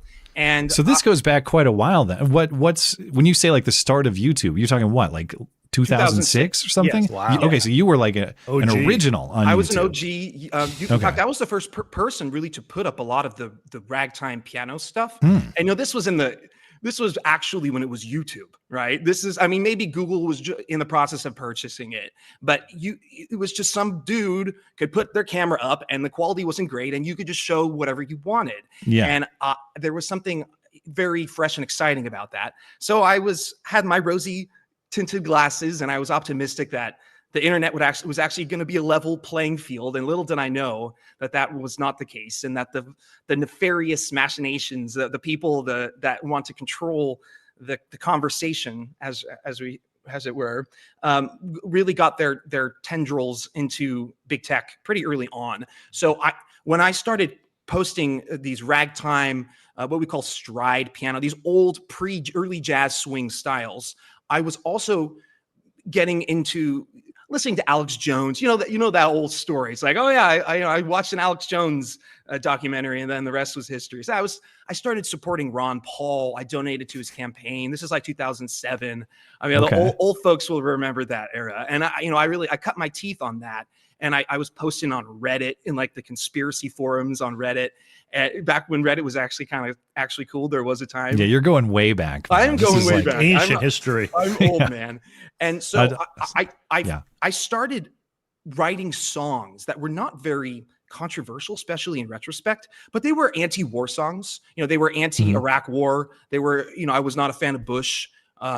Just that whole story that a lot of us that are my age, the older millennials, that we went through. We lived through 9/11. We remember the changes that happened in our lifetime. So yeah, long story short, I started doing that, and then I noticed that my channel was being kind of suppressed. I got a little disheartened by that, because that wasn't really a thing back then. Like if you said in 2010, guys, I think YouTube is suppressing my content, people would look at you like you're a schizo. And now it's kind of like, well, yeah, they obviously are doing that. So it's just wow. So you think maybe you were one of the first people to experience that too? Because for me, that happened around like 2019, where it was very obvious that the algorithm it disfavors you, and the growth that you had prior to that, nope, that's gone now. Well, I had a couple viral videos, and by viral, I mean about a million views. And this is back in 2012 or 13. Yeah. When that is a huge number of just some dude playing the piano, right? And I was kind of still old school by then, because by that time the ecosystem was changing, was evolving. It became more about you would have your own sponsors then, and people were putting their efforts on their thumbnails. I know this makes me sound like a grandpa, but it was hard for me. No, I'm right there with you, man. We're like we're the same generation here. You're not that old, I assure you. It became more about just that grabbing the attention and less about the quality of the product that you were offering. And I kind of grew a little disillusioned with that. Yeah. So I had these viral videos, and then I started getting frustrating because I noticed something was up with my channel. And so I kind of went a little hard, and I started doing some actual conspiracy stuff. Let me just step back for a second. Are you guys familiar with Tom Lehrer? Tom Lehrer is a satirical songwriter. I don't think so, no. He was writing satirical songs, often on political themes, going back to the 50s and 60s. He's got some of his famous ones are very kind of morbid, humorous satire, like Poisoning Pigeons in the Park is one of his famous ones, or The Masochism Tango. Basically, the idea was taking beautiful, well-written songs and well-performed, but pairing them with almost farcical, ridiculous, even borderline obscene lyrics, creates this very amusing dichotomy where, we hear these tunes and he's like, yeah, I just killed you and I'm holding your hand and I'm kissing your fingers as the blood drips down. But this idea of the macabre paired with the sublime really appeals to me. And that is very much a huge feature of ragtime, where the ragtime era was not easy in the late 1800s. Life was hard. People died by the time they were 30 of like every disease, right? But they were very optimistic, and they kept this just this joie de vivre, and it was infectious. The whole world was taken by it. So these ragtime songs were singing about how hard life was, and my baby just died and everything. But the music was like, my baby just died. Yeah, I'm going to jail. Yeah. But you're dancing along the way. And there's something about that really captured the American spirit, that go get 'em, that frontiersman, that laughing in the face of tyranny. Free speech was another big part of it. Racial relations were a big part of it. Dressing up like the Indians, doing even things that like the minstrel era, the taboo stuff like blackface. All these things were part of this theatrical American tradition that this ragtime music. So it really was conducive to my shtick of this foundring persona, where I had studied, I spent 30 plus years learning these difficult piano styles. And I got to the point where I don't need to focus on it, I don't have to look on it anymore. And then I can look at the camera and engage with the viewer, right? And it's this type of personal, intimate experience that I think people really enjoy. I mean, I'm not obviously the only one that did it. A lot of the Bo Burnhams and everything. It's definitely a unique style. I mean, when I see your product, I know it. and I see it circulating. Oh yeah, I know that, because you're the only guy I see doing that kind of bit, like that sort of animated playing style, engaging with the camera. And it's really cool to hear you talk about this historically, because I think for people that aren't paying close attention to you, it's easy to look at some of these older songs that, yes, say the bad words and think, well, that guy's just trolling. He's just looking for an excuse to say the bad word. Maybe to some extent you are. You tell me. I don't know. But clearly there's something about that genre of music that actually matters quite a lot to you for very legitimate reasons beyond just the bad words. Using satire is a very fundamental part of a society. Even when there's a king, the king thrives on the court jester. The king wants that. The court jester becomes the pressure valve for the masses, as it were, right?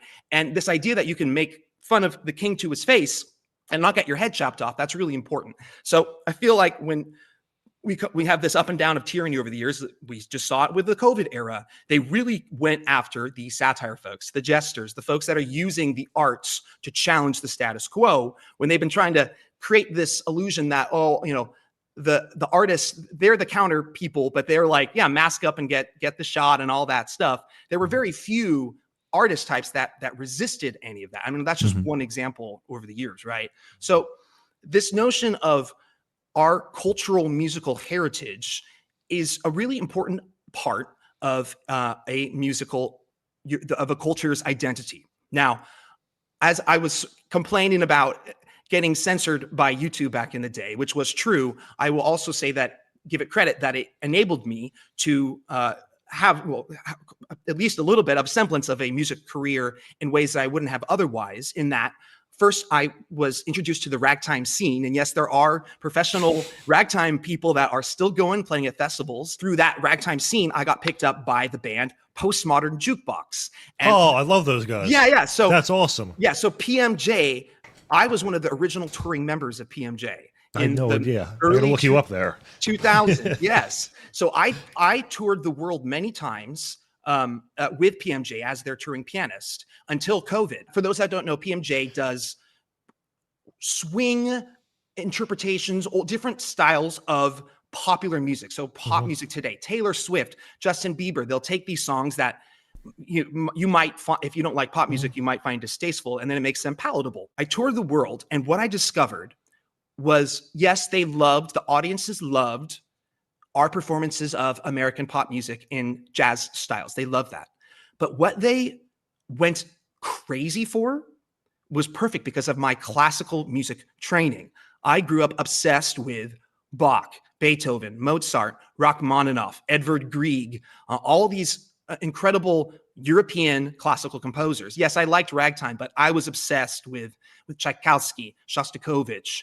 So when I was in these other countries, I've found that if I played the music of their cultural musical icons, it was like the greatest gift that I could give them. People are really desperate. I wouldn't say desperate, but they're really longing to cling to their cultural identity as cultural identities over the world are being systematically homogenized. And one of the things that can connect us to our past and our ancestors is art, and the art that our cultures have produced. I found that if I played Rachmaninoff, Russian music in Russia, if I played Czech music in the Czech Republic, Smetana, or if I played Sibelius, the great Finnish composer in Finland, it unlocked some sort of deep cultural exchange of experience between me and the audience. And it was like nothing that I can describe in my career as a musician. It made me realize how important music as a musician, art in general is all important, but music is such an important part about cultural identities that people can still hold on to and experience in real time, which I think is part of the why, what I was doing by singing these old American songs was so powerful, other than the gamer words, was that it was actually connecting us to this time. When I was done with the touring with PMJ, COVID shut everything down. I stopped touring with them. The vaccine, I didn't want to do the vaccine. And so I got kicked out of all my bands. I got fired from my church. I work in a very liberal place in California. It was really bad. Like, it was just, people don't really realize. I mean, it was 3-4 years here.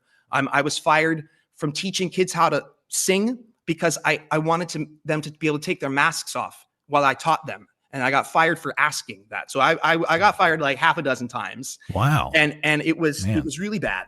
So then I started having a little more time. I started doing a little more research and a little more thinking. And I was thinking about ragtime or my experience with other cultures. And I thought, well, these people have this strong connections to their cultural heritage via music. What do we have in America? As an American musician, it's my duty to keep our musical cultural heritage alive. We sort of created this new type of music that was culturally very diverse. Like there was bits of Irish jigs, fiddle songs, Scottish airs, British sea shanties, drinking songs, German, Polish polka music, Italian operas, the musicals of Gilbert and Sullivan. All this created, for lack of a better term, a melting pot of music in America. And of course, the plantation music, the Negro spirituals, this all sort of combined and infused and created something new and fresh. And it really took the world by storm. And what it was, it didn't have the term ragtime yet until the 1890s, but it was this new type of music, and it used this type of dance rhythms in the songs that you might call a technical term as syncopation. Now that's just kind of when the beat isn't, 1, 2, it's kind of like bum, chunk, bum, chunk, bum, chunk. And what it does is it makes you kind of want to dance. It makes you want to anticipate the next beat. But in America, we decided to take these fresh new melodies, combine them with these rhythms, and the most important part, the words, the lyrics. They used the vernacular of the frontiersmen, the slang. And I know that this term has a lot of baggage, but one of the terms that was common was the coon songs. Now, coon comes from raccoon, and it literally is the raccoon skin cap wearing frontiersmen like Davy Crockett, the rustic. So the term coon was actually originally a term for white Americans, specifically poor, rustic white Americans. So the first coon songs were kind of, life in the forest, prairie, lumberjack type songs, nature songs, love songs, and lullabies. And this continued through the Civil War. We have about 100 years of music that has incredible rich heritage that didn't get preserved for several reasons. The first is the recording music era. There wasn't the technology to actually record music until around, 1900, but around 1890. But it was bad for a while, right? The quality was poor. So all the old music that was only existed in sheet music form basically got left behind. And then also the changing of the standards of language, the words changed. The word coon evolved into become a slur for Black people, but that didn't happen until post 1900. As I started to actually learn them, I realized that they were way more tame than I thought. And in fact, a lot of these were composed by Black songwriters and collaborations between Black and white songwriters. So this idea of this heavily segregated, all mean, evil white people story was not true. And not only that, I found that the very early pioneers of ragtime piano that evolved into jazz were actually white Americans. Normally, I wouldn't care about that, except that I had been told my entire life, and even when I got to music conservatory in the early 2000s, that as a white male American playing ragtime, I was appropriating the culture of Black. I'm not even kidding. Of course, yeah. And yes, they were using some racial slurs and other stuff in their songs. But first of all, there's no sexual degeneracy in any of these songs. They're all singing about family life, coming home to your kid after a long day of work, being a good, responsible parents. It mocked degeneracy in a lot of these songs. It mocked violent behavior. And it was a lot of it was self-deprecating. Like Black people were writing coon songs on self-deprecating. Irish people were writing songs making fun of drunken Irish people. It was a little bit of everything for everybody. Is that why they ultimately banned you promoting family values? Is that what got you? Yeah, I think that was it. When did they swing the axe? Like, at what point did that happen? So I was banned. Foundring was banned during COVID. My original channel that I had from 2006, and because I was writing songs about Fauci, and I wasn't doing the Ragtime. That's what did it. I thought it was the bad words. It was the COVID stuff. It was the COVID stuff that got me. When you build something like that, a YouTube channel for 16 years since the beginning of YouTube, you lose all the Reddit posts and all the links, and it's like you are completely everything that you've done is purged from the internet. People are like, "Well, didn't you back up your content?" I'm like, "Of course I backed up my content, but that's not what I lost. I lost this community that I built up." So it was very hard when I lost the Foundring channel. And so I had a backup channel called Ragtime Rev that it wasn't really active. So I sort of just switched over to that. Ironically, I wouldn't have done the no songs had I not lost everything in the first place, if that makes sense, right? Yeah. And so you became emboldened. They struck you down and you came back stronger than ever. That the censorship industrial complex is actually going to create a renaissance of the arts and creativity. And that's what happened with me, because all of a sudden I wasn't really worried about losing it all because I had already lost it all. And so I realized that this was my opportunity to start sharing these songs. Ragtime was not just incidental, instrumental, background piano music. Ragtime was, you went to a show and they were songs, and they were funny, they were offensive, they were sublime, they were beautiful, they were satirical, they were everything. And you got a show with a performer that would be over the top with their expression. So this whole era has been completely whitewashed, and it was actually about that over the top presentation. And so I was like, well, this is sort of my chance now. I can actually start singing these songs. And what I was shocked to discover was that the music, instead of, and like, if you read my YouTube comments, sure, there was a couple butthurt Karens, but 99% of it was people being like, I'm actually really enjoying this. And then some people are like, I don't really like the style, but your enthusiasm is infectious, or I really like your whatever. And I'm like, yeah, because it's not about me. It's about that type of presentation.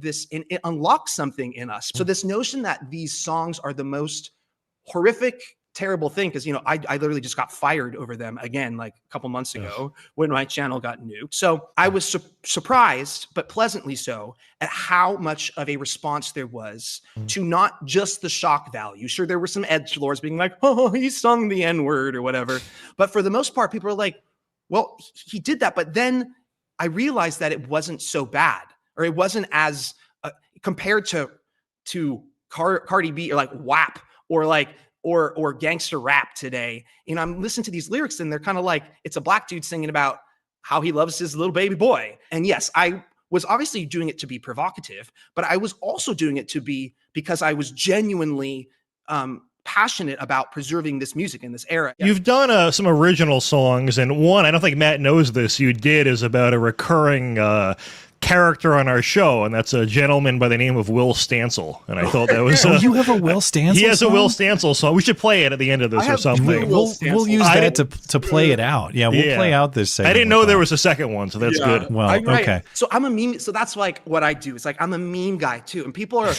they just want you to do, like, they're like, well, you can't be doing restoring history because you did another song that's a satire song. I'm like, you know what? That's not how this works. And I hate, they try to gatekeep comedy, and they don't want anyone to be able to use satire. And they're like, well, you're not famous like Weird Al, so therefore you must be serious. People think that that Foundring, that song that I make is something that I personally believe. And I don't know why, like, people don't blame Tom Lehrer. They say, well, you clearly want to kill someone and eat their hand because you sung a song about it. So, well, no, he's the double standard. It's a double standard, because then you'd be like, well, this rapper singing about shooting up the hood, it's art. He's allowed to do that. No, he does actually want to do that. He does want to do that, actually. Right? It's hypocritical that they have this double standard. And what was funny is I had Black creators on YouTube making videos being like, I love this. I think that this is great. Yeah, of course. And there was one guy who got butthurt by it, and he basically told everyone to dox me,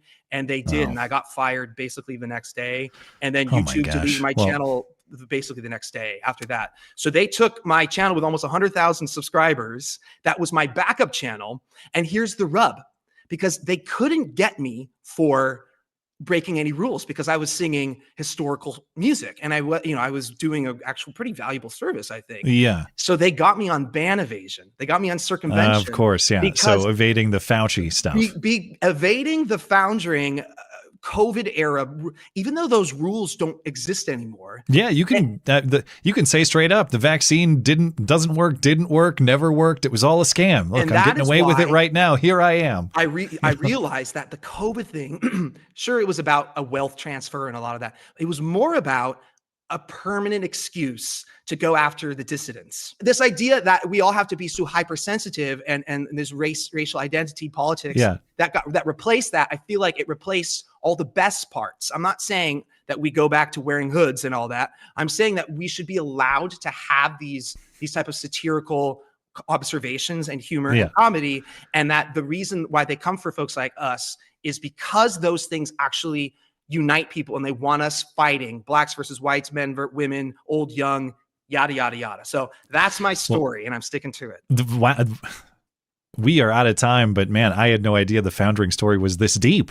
So perhaps we'll have to revisit it another time. But that is our guest, Kylan, aka Foundring. You can follow him on X at Foundring1. You can find all his music at foundring.gumroad.com. And I'm on Rumble, and Rumble, Odyssey, and BitChute. So all those videos that got removed, you can still watch them. And I'm in the process of uploading them all to the Internet Archive, because I do think that they are really important. They are part of our historical record, and the fact that they're just sitting on the Library of Congress or university websites as just PDFs, it's not enough. We need to experience this music the way that it was meant to be, which is a performance. Get this man to the Library of Congress. We need his recordings in there. He'll never do it. Thank you for your time, man. Really appreciate it. Thank you so much. It do be like that, Mrs. Stancil. It do be dooby doo. It do be dooby dooby dooby doo. It do be dooby dooby dooby doo. It do be dooby dooby dooby doo. Hey, Mrs. Stancil, I'm aiming for you, be doo. It do be dooby dooby dooby doo. It do be dooby dooby dooby. It do be like that, Mrs. Stancil. It dooby dooby da da da dooby it dooby dooby doo.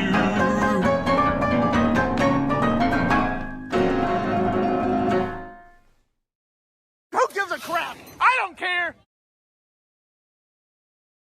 Stand back and stand by.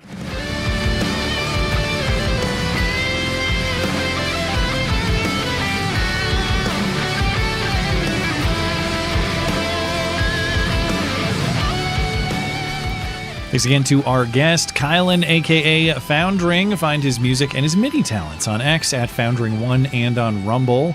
The channel is Foundring, linked in the description for you. Are you a Foundring fan now, Robert? I am now. What an incredible guy. I enjoyed that interview so much. Favorite interview you've ever done. Wow. Well, high praise. Thank you. Yeah, I mean... he clearly has a wealth of knowledge. I mean, in addition to his musical talents, of course, he has a wealth of knowledge about that subject matter. And that's why I hope people will listen to him talk about it sincerely. People who would otherwise dismiss him as just some kind of edgelord or something. I think he's exactly right. This is an era of American history and culture that kind of is lost. We do have record of it, but to his point, is it the same in sheet music form as it is as an actual musical performance? No. And I'm glad somebody's doing that, even if there are N-words that have to be endured as a result. Incredible. I appreciate anyone who has such a love for history, for particularly his own history, like the history of his country. He wants this revived. Particularly when we have all these idiots saying stuff like, white people have no culture, or the US has no culture, whatever. It's like, what are you people talking about? Yeah. It's such a wicked thing to say. This guy is just a breath of fresh air. If people are interested in even more Foundring knowledge, I will again post the full segment. It's about 10 minutes more. And he does go into some more historical elements about how we have this concept that jazz is like this uniquely black thing and white people had nothing to do with it, and ragtime is racist, when in actuality, and he'll drop names and he knows a ton of information.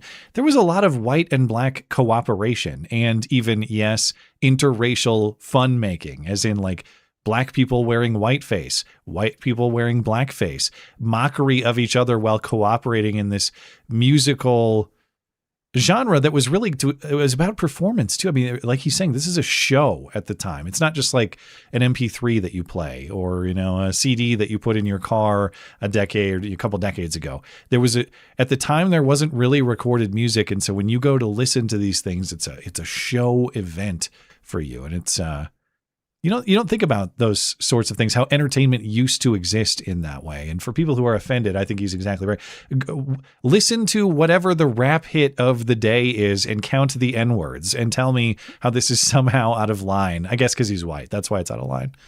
But not that I have to sell you on his talents anymore, but if people would like to listen to more of Foundring's music as well. Now, at the end of the segment, you heard It Do Be Like That, Mr. Stansel, which of course is a song about our favorite left-wing Minneapolis correspondent, Will Stansel. There's another, he said in the segment there, there's a second song. It's not just It Do Be Like That, Mr. Stansel. There's also If You See Stansel. You can go check that one out as well. And if you prefer other N-word themed songs of a bygone era, he just dropped his Juneteenth classic, the niggardly N-word. Recall the famously used word by Bernie Sanders campaigning for Burlington mayor in the 80s, talking about welfare benefits. I am not going to be niggardly. Well, this song is about a niggardly N-word from 1879. And yes, you can say the word niggardly because it has no linguistic relationship to the N-word. It just means stingy or cheap. That's what niggardly means. But it's a great song. I can't play it right now because I have to bleep. But it's just as catchy as N-word in the Moon, if you were a fan of N-word in the Moon. Anyway. Incredible. Yeah. Well, it's time for Hoax Hate, if you're ready. And now, the nobody saw it happen, but it's totally a product of Trump's America Hoax Hate Crime of the Week. Ah, shit, it's backwards. You think they'll notice? This is the new Asian face of the Klan, Robert. The new face of cross burning. Last weekend, we discussed the Chicago cross burning that happened in plain sight in the middle of the afternoon in a major downtown park. And in fact, even though he's away doing highly regarded author things, I gave Matt the difficult assignment of tracking this guy down just so I could hear how he did this logistically. He is talking to media about why he did it and denying a hate motive in doing it. But I'm still fascinated that a guy was able to construct a large cross in the middle of a downtown Chicago park and light it on fire without people wondering what the hell he's doing, without people intervening, or even recording video, as far as we know, of him doing it. It was a logistical feat. And I want to hear just how did you do that? I want to know the story of how he actually did it. Anyway. People just must have been glad that he wasn't shooting neighborhoods. I guess. They were like, sure, okay, he's building a cross. At least he sees the construction. He just matrix dodged all the bullets in Chicago, and yeah, everybody was paying attention to the shootings, and they didn't pay attention to him. It's as plausible of a theory as I've heard. And so even at the time last weekend, there was actually surveillance video imagery of this guy. It wasn't great quality, but you could tell it was an Asian male, a young Asian male.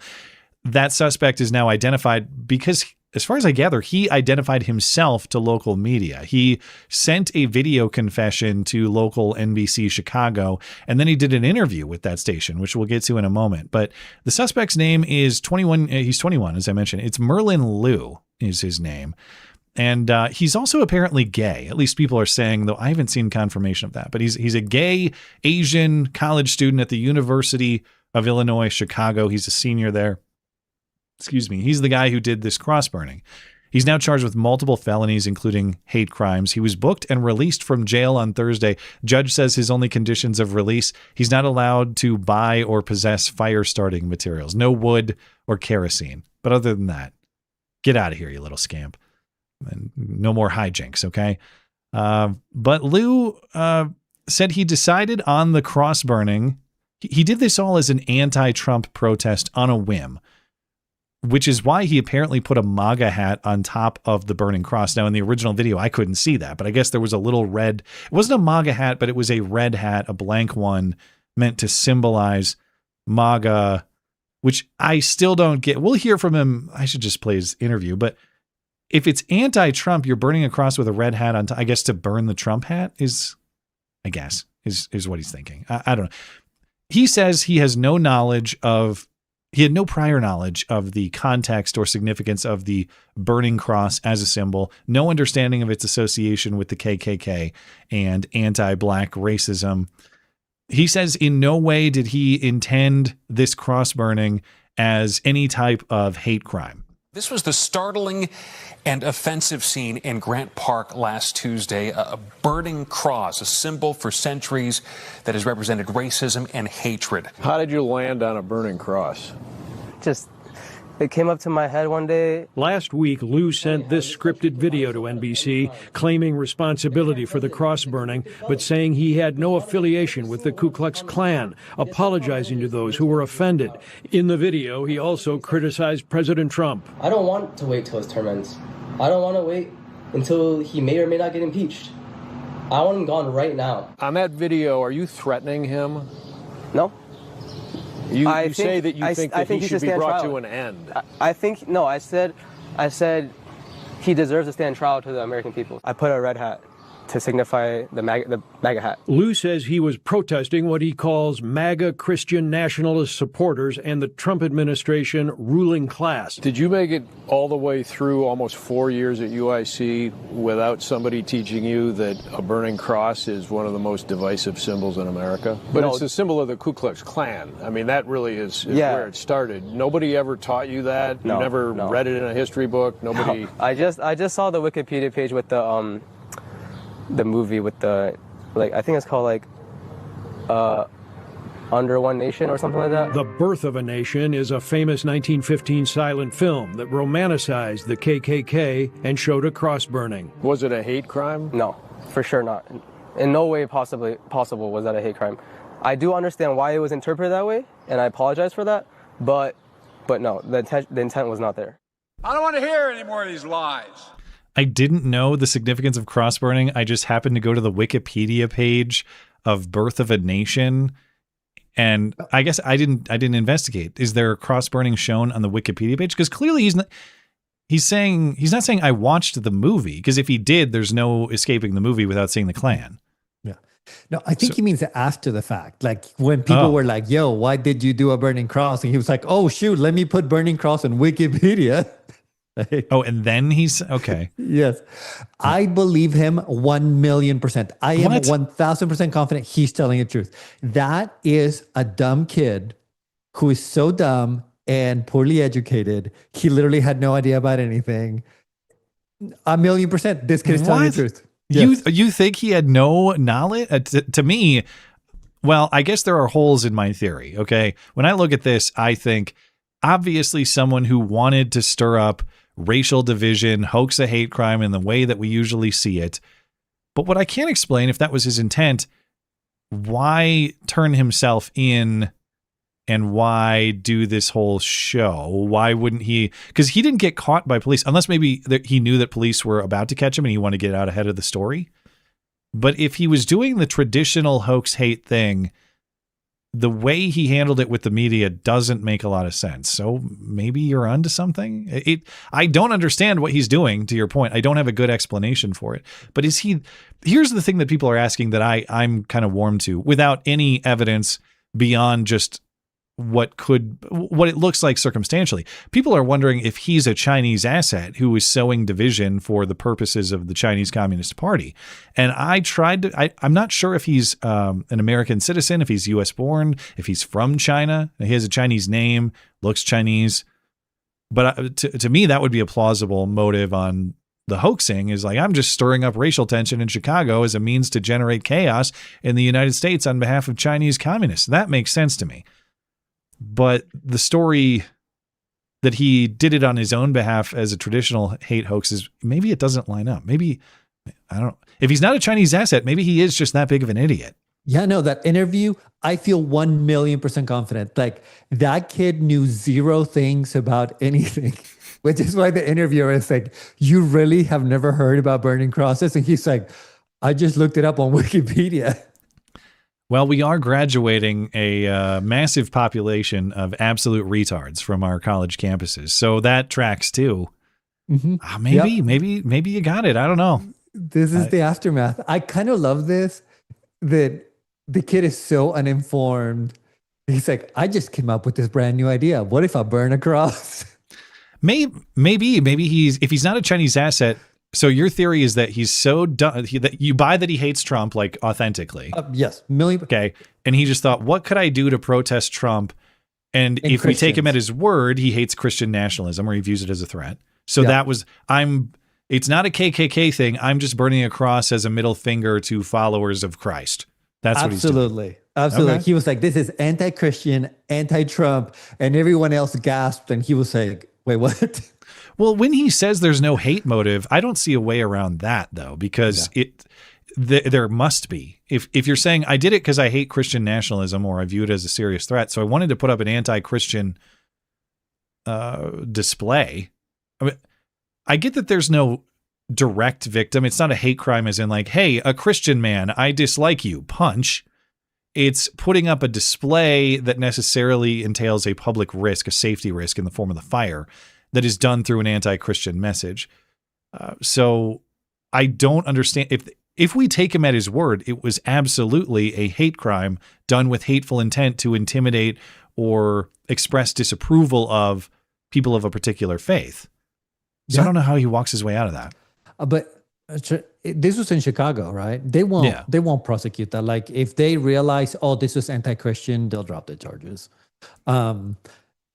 Could be. Yeah. I mean, so far prosecutors are taking it seriously. They've brought the felony charges, but yeah, I mean, does it actually get to trial or something? Yeah. The only way to know whether this was legit or not is we need access to his bank account and see if he has a recent deposit from the SPLC. That's the other angle people are wondering about. How did I bury that lead? You're right. That maybe, and there are allegations of that. I don't have any evidence to say it was the Southern Poverty Law Center other than the context and the circumstances you're describing. They've paid people for cross burnings before, but in other contexts, the SPLC has, this relates to the woman who was dating the Nazi guy. That information has come out. She was actually in bed with the Nazis while being the intel chief for the Southern Poverty Law Center. And as part of what that guy did, her boyfriend guy who raked in like $1 million from the Southern Poverty Law Center over the course of a decade, he broke into or otherwise illegitimately accessed a bunch of paperwork for the Nazi organization and took it and copied it, and then returned the stuff. It was a big spy op for SPLC. But as part of that, the SPLC is also accused of paying. Is it paying him or paying somebody else to take the fall? Like, not only did they commit the crime of illegitimately acquiring the documents, but they also had this kind of cover plan. Like, we're going to pay this person to say that he did it. So I wonder if this was an SPLC op, like they paid him to do it and then immediately take responsibility for it but that doesn't really serve the Southern Poverty Law Center either. So it doesn't really make a lot of sense. No, this kid was telling the truth. 1,000,000%. You could tell in that interview, he was so clueless. It's like, I just learned about burning crosses. It's like, cool kid. Well, I have one more for you. In San Francisco, a 39-year-old man named Hans Haken is being held on hate crime, vandalism, and assault charges for spray painting gas chambers, the words gas chambers, on the exterior of a gay-owned flower shop business in the Castro district. And then he punched a gay man who intervened with that act of vandalism. But when you listen to the story, I think it's actually pretty clear that this guy is not the initial aggressor. The man accused of spray painting homophobic slurs on a Castro neighborhood flower shop and punching a neighbor who tried to stop him is now facing hate crime charges. Charlie Kirk, rest in power. That's part of the message on the rear window of a white Escalade parked for hours outside the Chartreuse by Roger flower shop in San Francisco's Castro neighborhood last month. And tonight, the man who owns that SUV is in jail, accused of spray painting a homophobic message on the shop wall outside and then punching a resident who asked him to stop. I know, I'm just really grateful that the district attorney's office and the police have taken this really seriously. San Francisco District Attorney Brooke Jenkins announced several felony charges, including assault, against 39-year-old Hans Herman Haken. Her office is also alleging those felonies are hate crimes. Flower shop owner Jeffrey Dunlau says he saw the SUV parked outside his shop.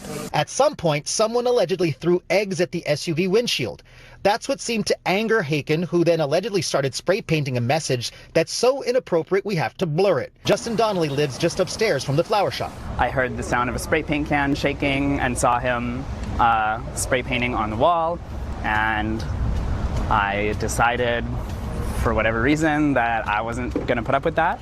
He says he asked Haken to stop. Haken did, but then got in Donnelly's face and seemingly accused Donnelly of throwing the eggs. And even the people that was around my friend who was just walking by when this all sort of erupted, it was like, I was here. He didn't throw anything. Donnelly says he took a quick photo of the SUV so he could report it to the police. He says that's when Haken punched him, then sped off and hit another car in the process. They're also happy about all the support they're getting from the community. And the fact is that something like this can happen anywhere, but in San Francisco, we don't stand for it and we deal with it. So that makes me feel good. Many of those people probably have AIDS.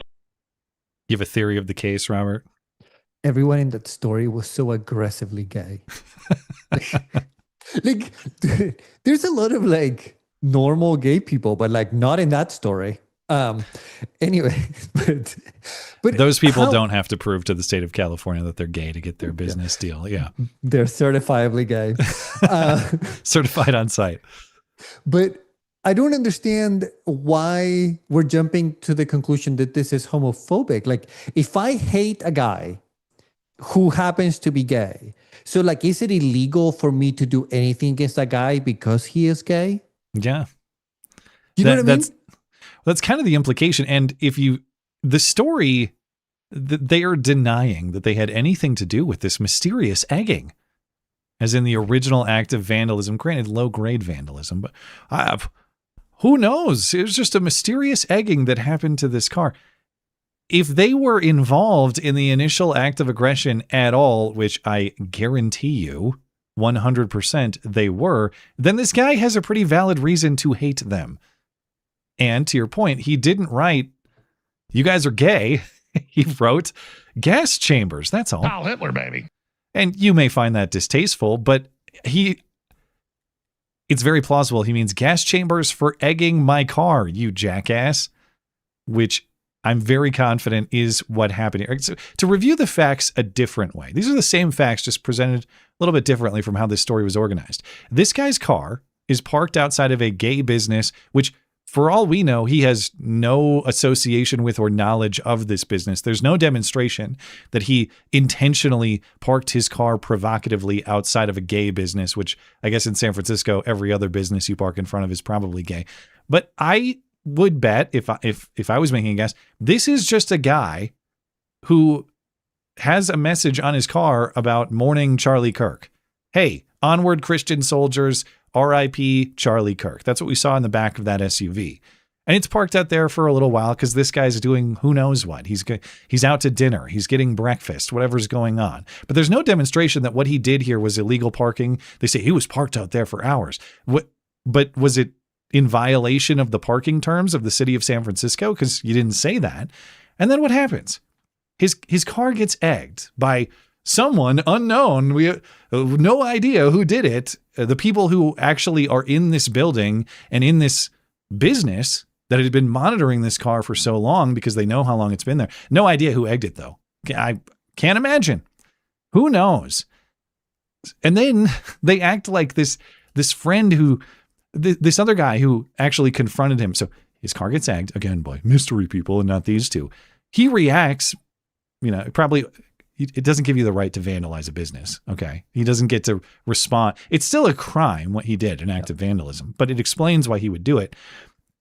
And then this other guy intervenes while he's spray painting. Hey, what are you doing? And then he gets punched.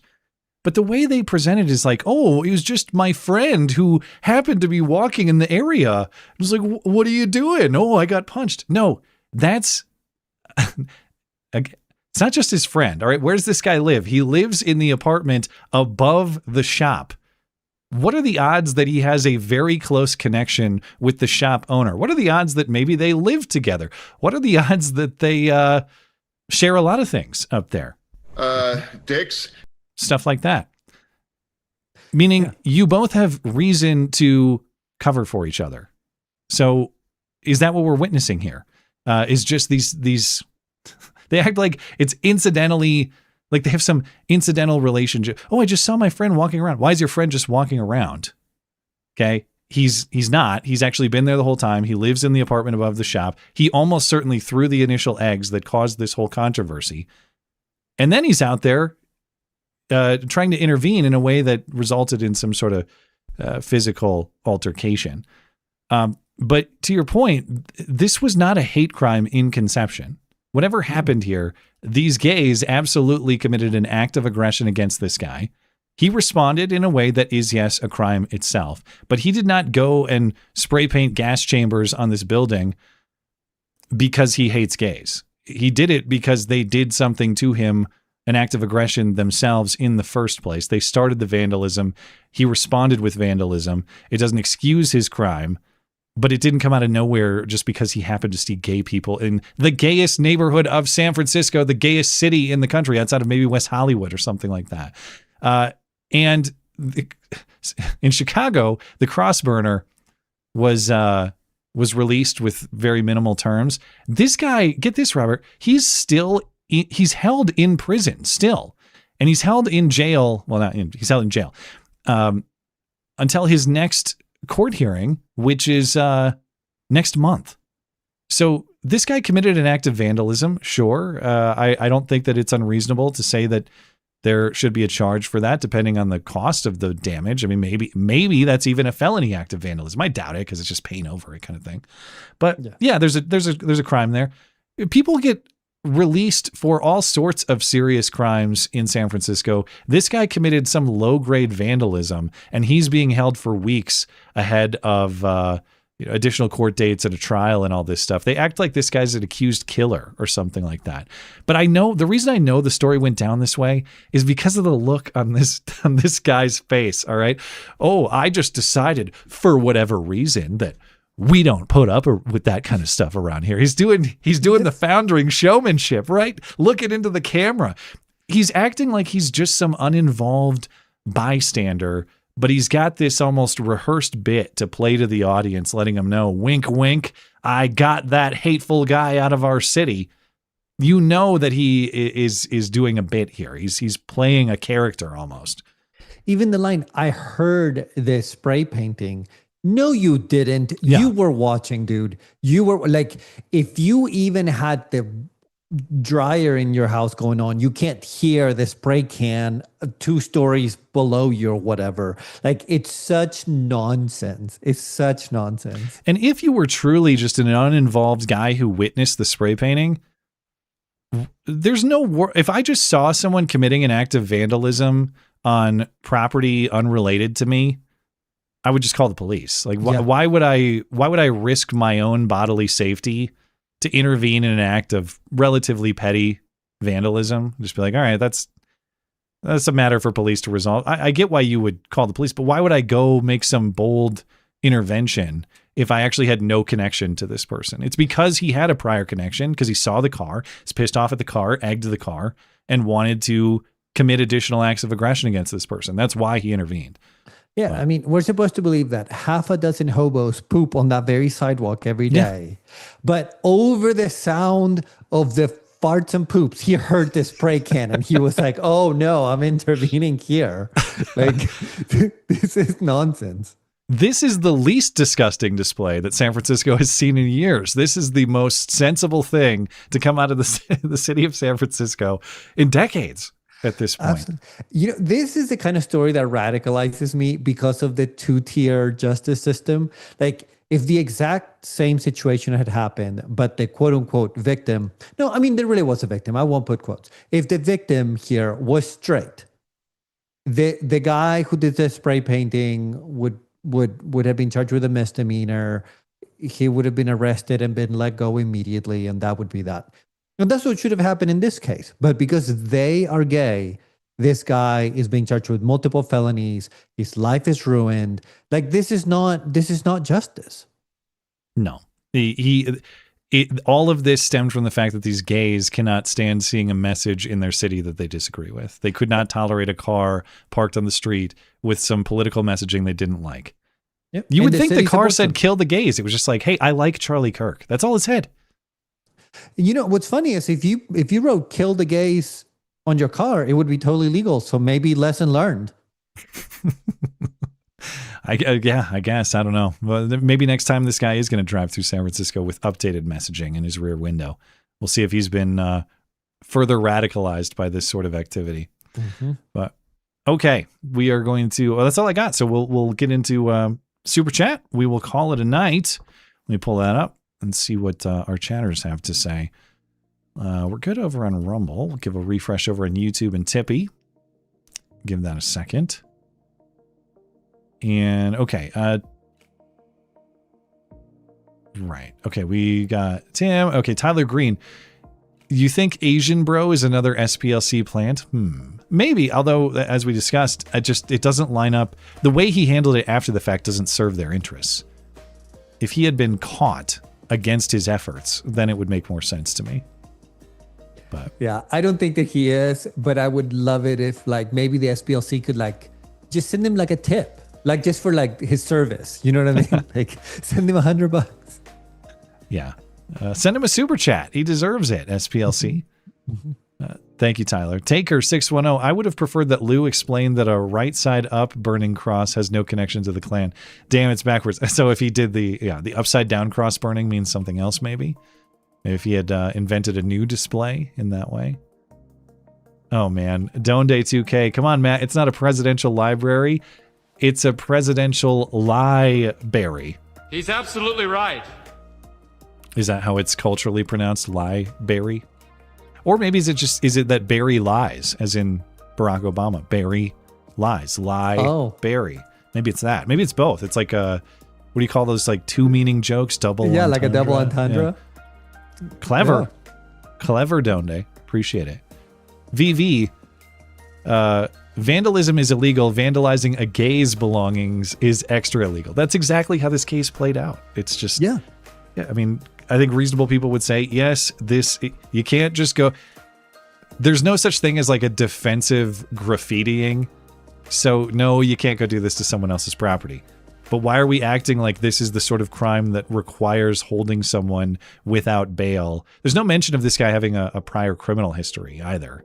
So as far as I know, he doesn't have one.